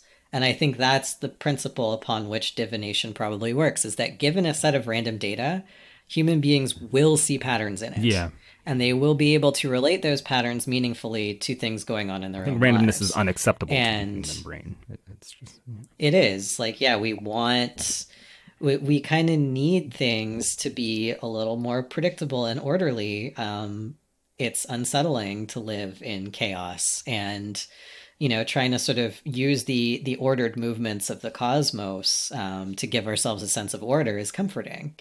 And I don't think there's anything wrong with that, as long as you're aware of what it is, and you're not like, I see, dangerous ideas. Like, I see people look at a birth chart, for someone that somebody's dating, and they're like, oh, this person's definitely a sociopath, or they're definitely a liar. And it's like, no, that's really, really shady stuff. Overall, I did have like a moment of really questioning, am I being objective? Like, because I had these moments of like, oh, shoot, I'm wondering, am I about to show myself that there is no correlation at all, that it's totally random? And while, part of me did feel maybe a slight relief, I guess, when the statistics seemed to confirm it, I was also really pleased that, it indicated a trend, it indicated an emphasis, or, not all these fighters had Mars, and you don't have to have Mars in Scorpio to fight, or Mars in Capricorn to fight. You'd be a UFC fighter if that's what you want to do. You could have a Mars in Cancer and do that. You could have Mars in Libra. You could have any one of these Marses and do that. But I would like to think that something like this might suggest that you can't. You might be able to assume there might be tendencies that, maybe are indicated. But, you can't, if you are about to go on a date with somebody and you get a hold of the birth chart, if you're going to make a ton of assumptions about them based on that and prejudge them based on it, either don't look at their chart or don't go on the date with them. Because, 'cause we're humans, we're not planets. And, while they, I think they do something that is a demonstrable phenomenon, I don't think that they determine our fate in like a strict sense. Nor do we need them to maybe do many of the things that we want to do. So don't let it like limit you. Oh yeah. And I think like for me personally, I have I'm in sort of a weird position in that I definitely identify as a skeptic. And at the same time, I really love stuff like witchcraft and astrology and tarot. Um, and I think for me, it's a recognition that human beings are not perfectly rational creatures. That's just it's irrational to think that we are totally rational or that we even Hmm. could be. And there are actually, and there's like actual scientific research that does support things like, you know, performing spiritual rituals, being part of spiritual communities. Um, and stuff like that is actually really good for us. It improves our quality of life. Um, when you're, doing magic or doing astrology or any of these kinds of things, like um, those those things may not be scientific, but that doesn't mean that they can't improve your life. And I tend to think that like trying to deny or reject parts of myself is inadvisable. Hmm. Like if I were to say, okay, well, astrology isn't scientific, so therefore I need to just drop it completely, I would be very sad because it's the thing that I, take Yeah. pleasure in, and that gives my life meaning. So, and I'm always going to find these patterns in things, and I'm always going to be interested in what the stars have to say about any given Hmm. situation. So rather than fighting that tendency because it's not perfectly rational, I would rather work with that tendency within myself in order to produce something good. And, find a way of reconciling the skeptical side of me with, the more woo Hmm. side of me. And I think that reconciliation can happen. I think that I don't know, having both is kind of part of the human experience. I don't know Yeah. uh, whether there is such a thing as randomness. Which And maybe that's astrology another has made me question. wonder. Yeah, I'm like, huh, Is there true randomness? Like is there I no don't meaning know. to life, or is there meaning? Tell me, astrology. And and I guess it hasn't given me a definitive answer, but I guess for me, it's I don't know because I can like look at a chart and see things that line up with that I believe is goes beyond my ability to just make patterns. While I would think that that human tendency is gonna skew and affect things a lot because I'm so skeptical. I don't know. Astrology for me is like I don't know, the closest thing I think I would ever be able to get to having proof that there is something um, bigger. I don't know, some sort of higher consciousness or something that maybe people would call God. And I think that's cool. But I kind of want it to stay a little mysterious too. I don't know. I don't want it to. I don't want to math the hell out of astrology or science the hell out of Yeah. it.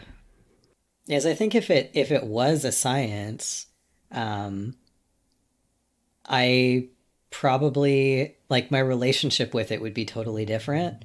Hmm. Um, there are areas of science that I'm fascinated with. Obviously, I'm starting to study psychology, so that is one. But astrology is like my attraction to astrology is not as a scientific practice. Hmm. So, if I were using it scientifically, it wouldn't be the way I do astrology anymore at Yeah. all.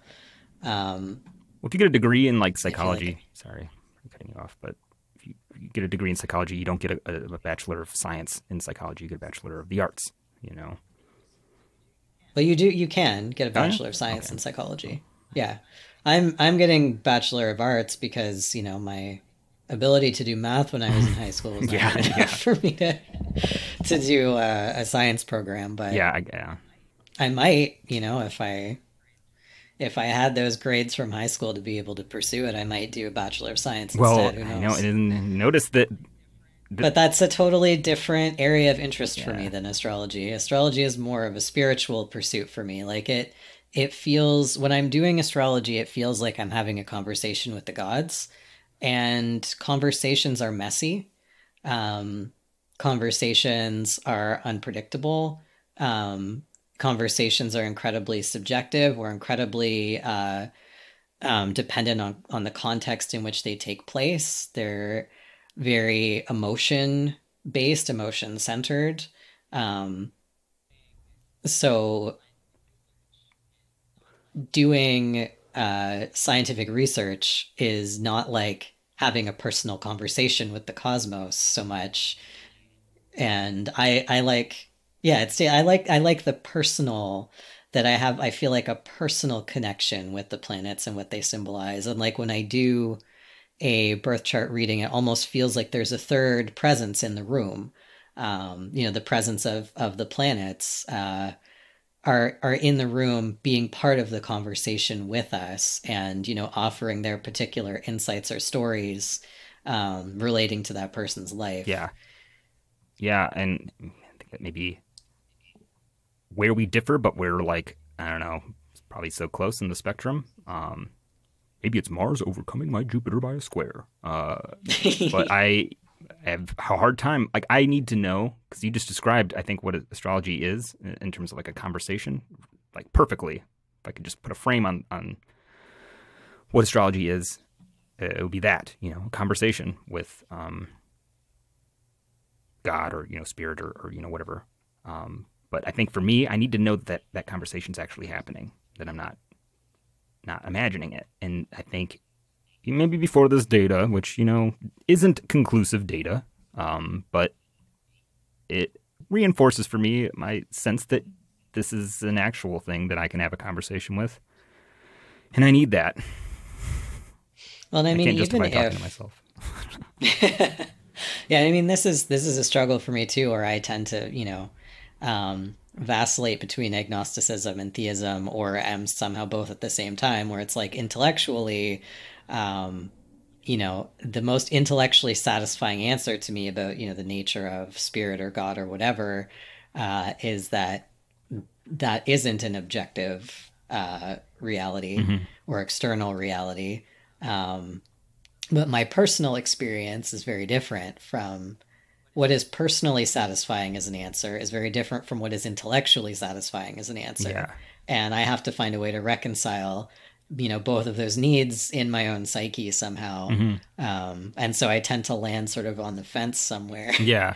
But I think, in the case of like the data you've collected, even though it is not scientifically conclusive, and, for all we know as lay people, maybe there are errors in the methodology or something. Yeah, I mean, correlation doesn't prove a cause of any kind. But the act of you doing this research in the first place is maybe one of the ways you are having that conversation.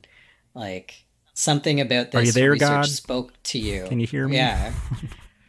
Something about it spoke to you on a personal level. Whether or not it reflects something objective, it spoke to you personally, and got you thinking about, like, what does Mars in Cancer mean? How could, a placement that is, described as being very difficult for Mars-related activities, how could that express itself in a very Marsy way? And, like, having that sort of conversation, I guess, with the principle of Mars, that's being facilitated by this data is bringing you some insight, into the nature of people and of aggression and fighting, and how we're able to use qualities that at face value might seem counterproductive, actually use those qualities to achieve things in an area you wouldn't expect. Yeah. Well, I think I think part of it is my favorite thing that astrology just told me, I don't know, or just the story that it's telling me is, and maybe a lot of Westerners like the story of the underdog, or like the person overcoming, their personal challenges. I mean, it's the hero's journey, right? Is, it's always, a monster of some kind that you're trying to slay, but at the end of the day, it's the monster within you that you're really conquering. And I like that story of Mars in Cancer, struggling, trying to find a way to express itself as Mars, and finding that in a place like the UFC, mixed martial arts, hopefully not breaking anybody's leg. Like, Conor McGregor. But I can't watch that video. I guess I generally see it as positive, and I get a ton of entertainment out of it. So thank you for entertaining me, people who fight, gladiators, and the barbaric combat. I mean, it's pretty barbaric, but we needed an outlet for that stuff. Yeah, as a society. I think this also touches on, another one of the functions of astrology for me is entertainment. And I feel like that's another area where people tend to, I think a lot of astrologers resist having their services described as like an entertainment service or an entertainment product, because somehow we see entertainment as something that's frivolous or meaningless or a diversion, or not capable of providing any like genuine guidance. But it's like, when you watch a really compelling movie or read a really compelling novel, you suspend disbelief, and you enter a different place. You enter a place of play. And when you enter that place, you often discover really important things about yourself and your life and the people around you and the world that you live in. Like, there have been, when I was transitioning, that was a really difficult time in my life when I was going through my gender transition. And I used stories as a way of coping.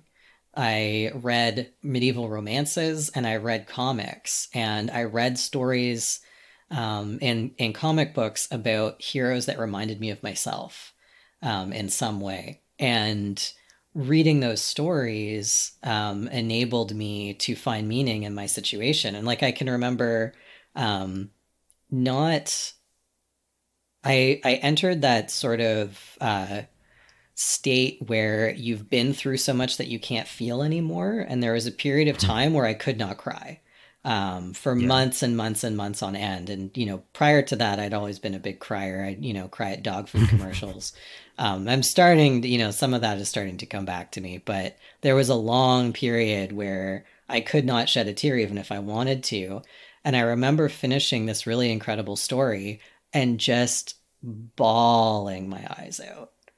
And everything just in that moment suddenly made sense. And I felt everything that I needed to feel to get through what I was going through. And that's an entertainment product. Like, that was a comic series that did that to me. So calling something entertainment, describing ourselves as entertainers and storytellers, is also not a criticism. Like, that is a compliment, in my opinion. Yeah. No, yeah. I mean, that's how, I don't know. I think, say, nihilistic world, entertainment is how we connect to spirituality in a lot of ways. Yeah. Whatever you want to call spirituality. I mean, I connect to spirituality, to me, is meaning, and you make meaning through stories, seeing your life in the context of a story. And we, entertainment gives us that, or we connect to that usually through entertainment. It's a very consumery kind of word, entertainment. I don't know. Well, I think that's part of it. Like, I think maybe that's part of why we have that sort of negative connotation with it, right? Because it's just like, it's something that you buy just as a sort of diversion or whatever. It's just like a money-making thing. But when you listen to a beautiful piece of music, or, you watch, or like even, you watch a comedian at work, like, that's a skill. Being an entertainer, a storyteller, is a skill that makes life more tolerable. And I think, as an astrologer, I don't see myself as a scientist. I see myself as an entertainer, and I take pride in being a good entertainer and helping people find entertainment in their own stories, right? Like, it's a lot more personal and individualized as a form of entertainment. I mean, isn't everything just like entertainment, just distracting yourself until you die? The Mars in Aquarius is showing itself. I think it's, today. I don't know. I think it's Neptune in Capricorn. I think there's something there. That too. I think that is like the most, trying to lose oneself in like the lack of meaning in reality. Yeah, exactly. I love Neptune in Capricorn as a symbol for the millennial generation, because it's just like, what are my, wildest dreams and fantasies? I just want job security. Yeah. You know, my wild dreams and fantasies are not all that wild and fantastic. I just want to live. Like, please just give me a job I don't hate and enough money to live. Like, that's all I ask. That's my big unrealistic dream. That's my Neptunian vision. It does seem illusory It's just sometimes. like Yeah. being able to live comfortably. Yeah, that does seem rather nebulous, and I don't know. That could be a whole episode. I don't know.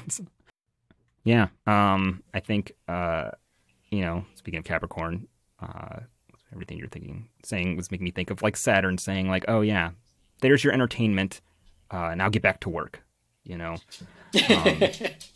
And whether Saturn is just a symbol that we create to describe an experience in our lives that I wouldn't have been able to really articulate the same way, I think, without astrology, or whether Saturn as a planet is sending rays at the Earth and influencing our behavior in some tangible way, or something else. I don't really know, but I don't necessarily think that astrology's value is rooted in science, even though there may be a phenomenon. I think there's a phenomenon that can be scientifically measured. But I don't know. Do you have a way to wrap this up in a bow? I'm tired. And I guess my ultimate answer is no. The scientific consensus is that astrology is not a science. And I think, the conclusion of thousands of experts who have spent thousands of hours studying science is good enough for me to say no. And until, the day arrives that the scientific consensus changes for some reason, I'm going to continue to say no. And if there ever is something verifiably scientific behind astrology, I think it would probably be something that we don't expect. And it would probably revolutionize the way people do astrology. But that is all entirely me. Let's see, I was supposed to be tying this all up. There is no way to tie this in a bow, but yeah. Yeah, I'll just stick with my conclusion. The scientific consensus is that the answer is no. And if that is the consensus of experts in the field of science, then I am going to side with that consensus until something really convinces me otherwise. And I strongly doubt it will, but I'm always open to changing my ideas, because that is the skeptical position, is to always keep an open mind. To always be prepared to change your beliefs in the face of new evidence. My conclusion is that astrology is science, and I, Kyle Pierce, have proved it today. I'm standing by that. Irrefutably. No. Irrefutable evidence. Not only has Kyle proven that astrology is scientific, but he has also proven that Mars in Cancer is the best placement for UFC fighters. Do you want to, So all you Mars and Cancer folks out there, want to ruin people's faces. I want to see some like Rocky style montages from all of you. Like get your boxing gloves out, get your gym shorts out, get your punching bag hung up. God, that's what I was, prepping for this show today, like waiting for you to finish your notes. I felt like I was in a montage. I was like, yeah, I'm about to unprove in science, and like punch my punching bag. It felt great. No. Proving science. I'm proving that astrology is science. No.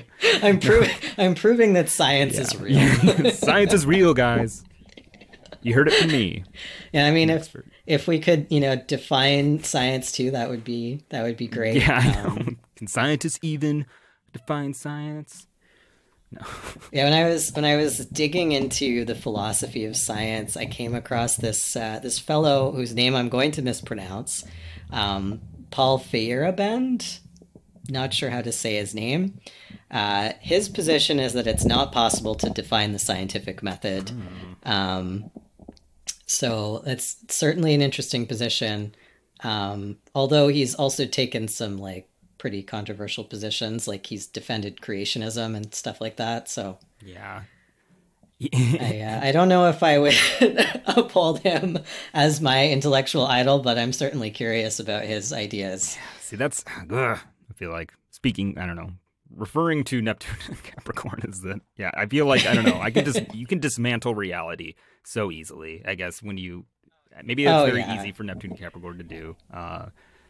Because, yeah, you can argue anything. You can argue, make a debate. You know, you can, if you ever took a debate class or, you know, you form arguments that are internally cohesive, and you can win a debate that way. I mean, you can form arguments that are not internally cohesive at all and win a debate. Yeah. As long as it's its own category. And I guess, you know, especially in a time where, you know, truth seems to be a dividing factor, or, you know, where we get our, you know, sources of truth from, seems to be problematic right now, you know, and I don't want to encourage people to be dismissive of science or be dismissive of facts. But, you know, I think maybe part of me just wants to inch, you know, astrology a little further into just give it some credibility that, you know, that there is, that it, you know, has a little bit of a, there's some science there. I think there's science. I think it's science. It's kind of science. But, you know, it doesn't necessarily need to be. And, I don't know, stay critical. Believe in nothing, or just be open-minded to, I don't know. I'm not going to tell anybody how to be, you know. I think that I agree with you, Tristan, that, you know, keeping an open mind to things is cool. It's in style. Yeah. We're making it trendy right now. Yep. Keeping an open mind is the trend. All right. Tristan, do you have anything you want to plug? I would like to thank Declan for his question. That was one of the most challenging questions I think we've been asked. And I will be thinking about the stuff that I learned doing research for this episode, I think, for a very long time. So thank you, Declan, for such a thought-provoking and important question. I have birth chart consultations open that are $35 for 75 minutes over Zoom. And you can book one of those through my website, which is badsignastrology.ca. And you can find me on Instagram and Tumblr also as Bad Sign Astrology. Awesome. I also want to thank Declan for being perhaps the wisest human being that I know. I also, you can book consultations with me on my website, kylepierceastrology.com. You can also check out my Etsy page for recorded birth chart readings, which I'll leave a link in the show notes, but just by looking up Fluorescent X Black in the Etsy search bar. And now that I have a break in the astrology hotline, hopefully no one throws any really awesome questions at us for at least like a week. Want to record, finally, the next episode of Killer Cosmos. It's coming.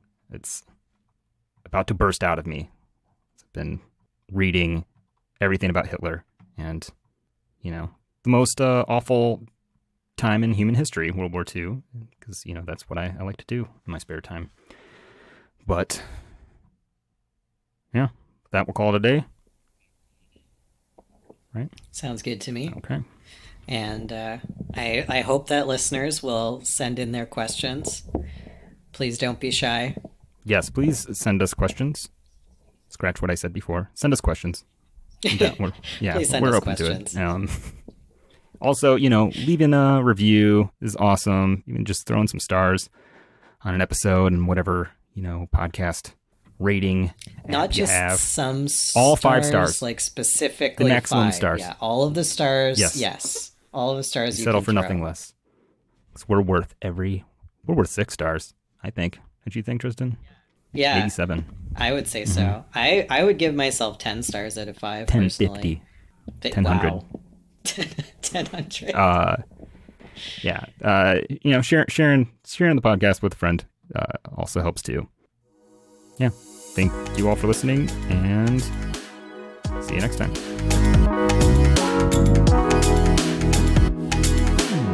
If you have a question about astrology or about your birth chart that you would like to hear answered on Astrology Hotline, email us at astrologyhotlinepod@gmail.com.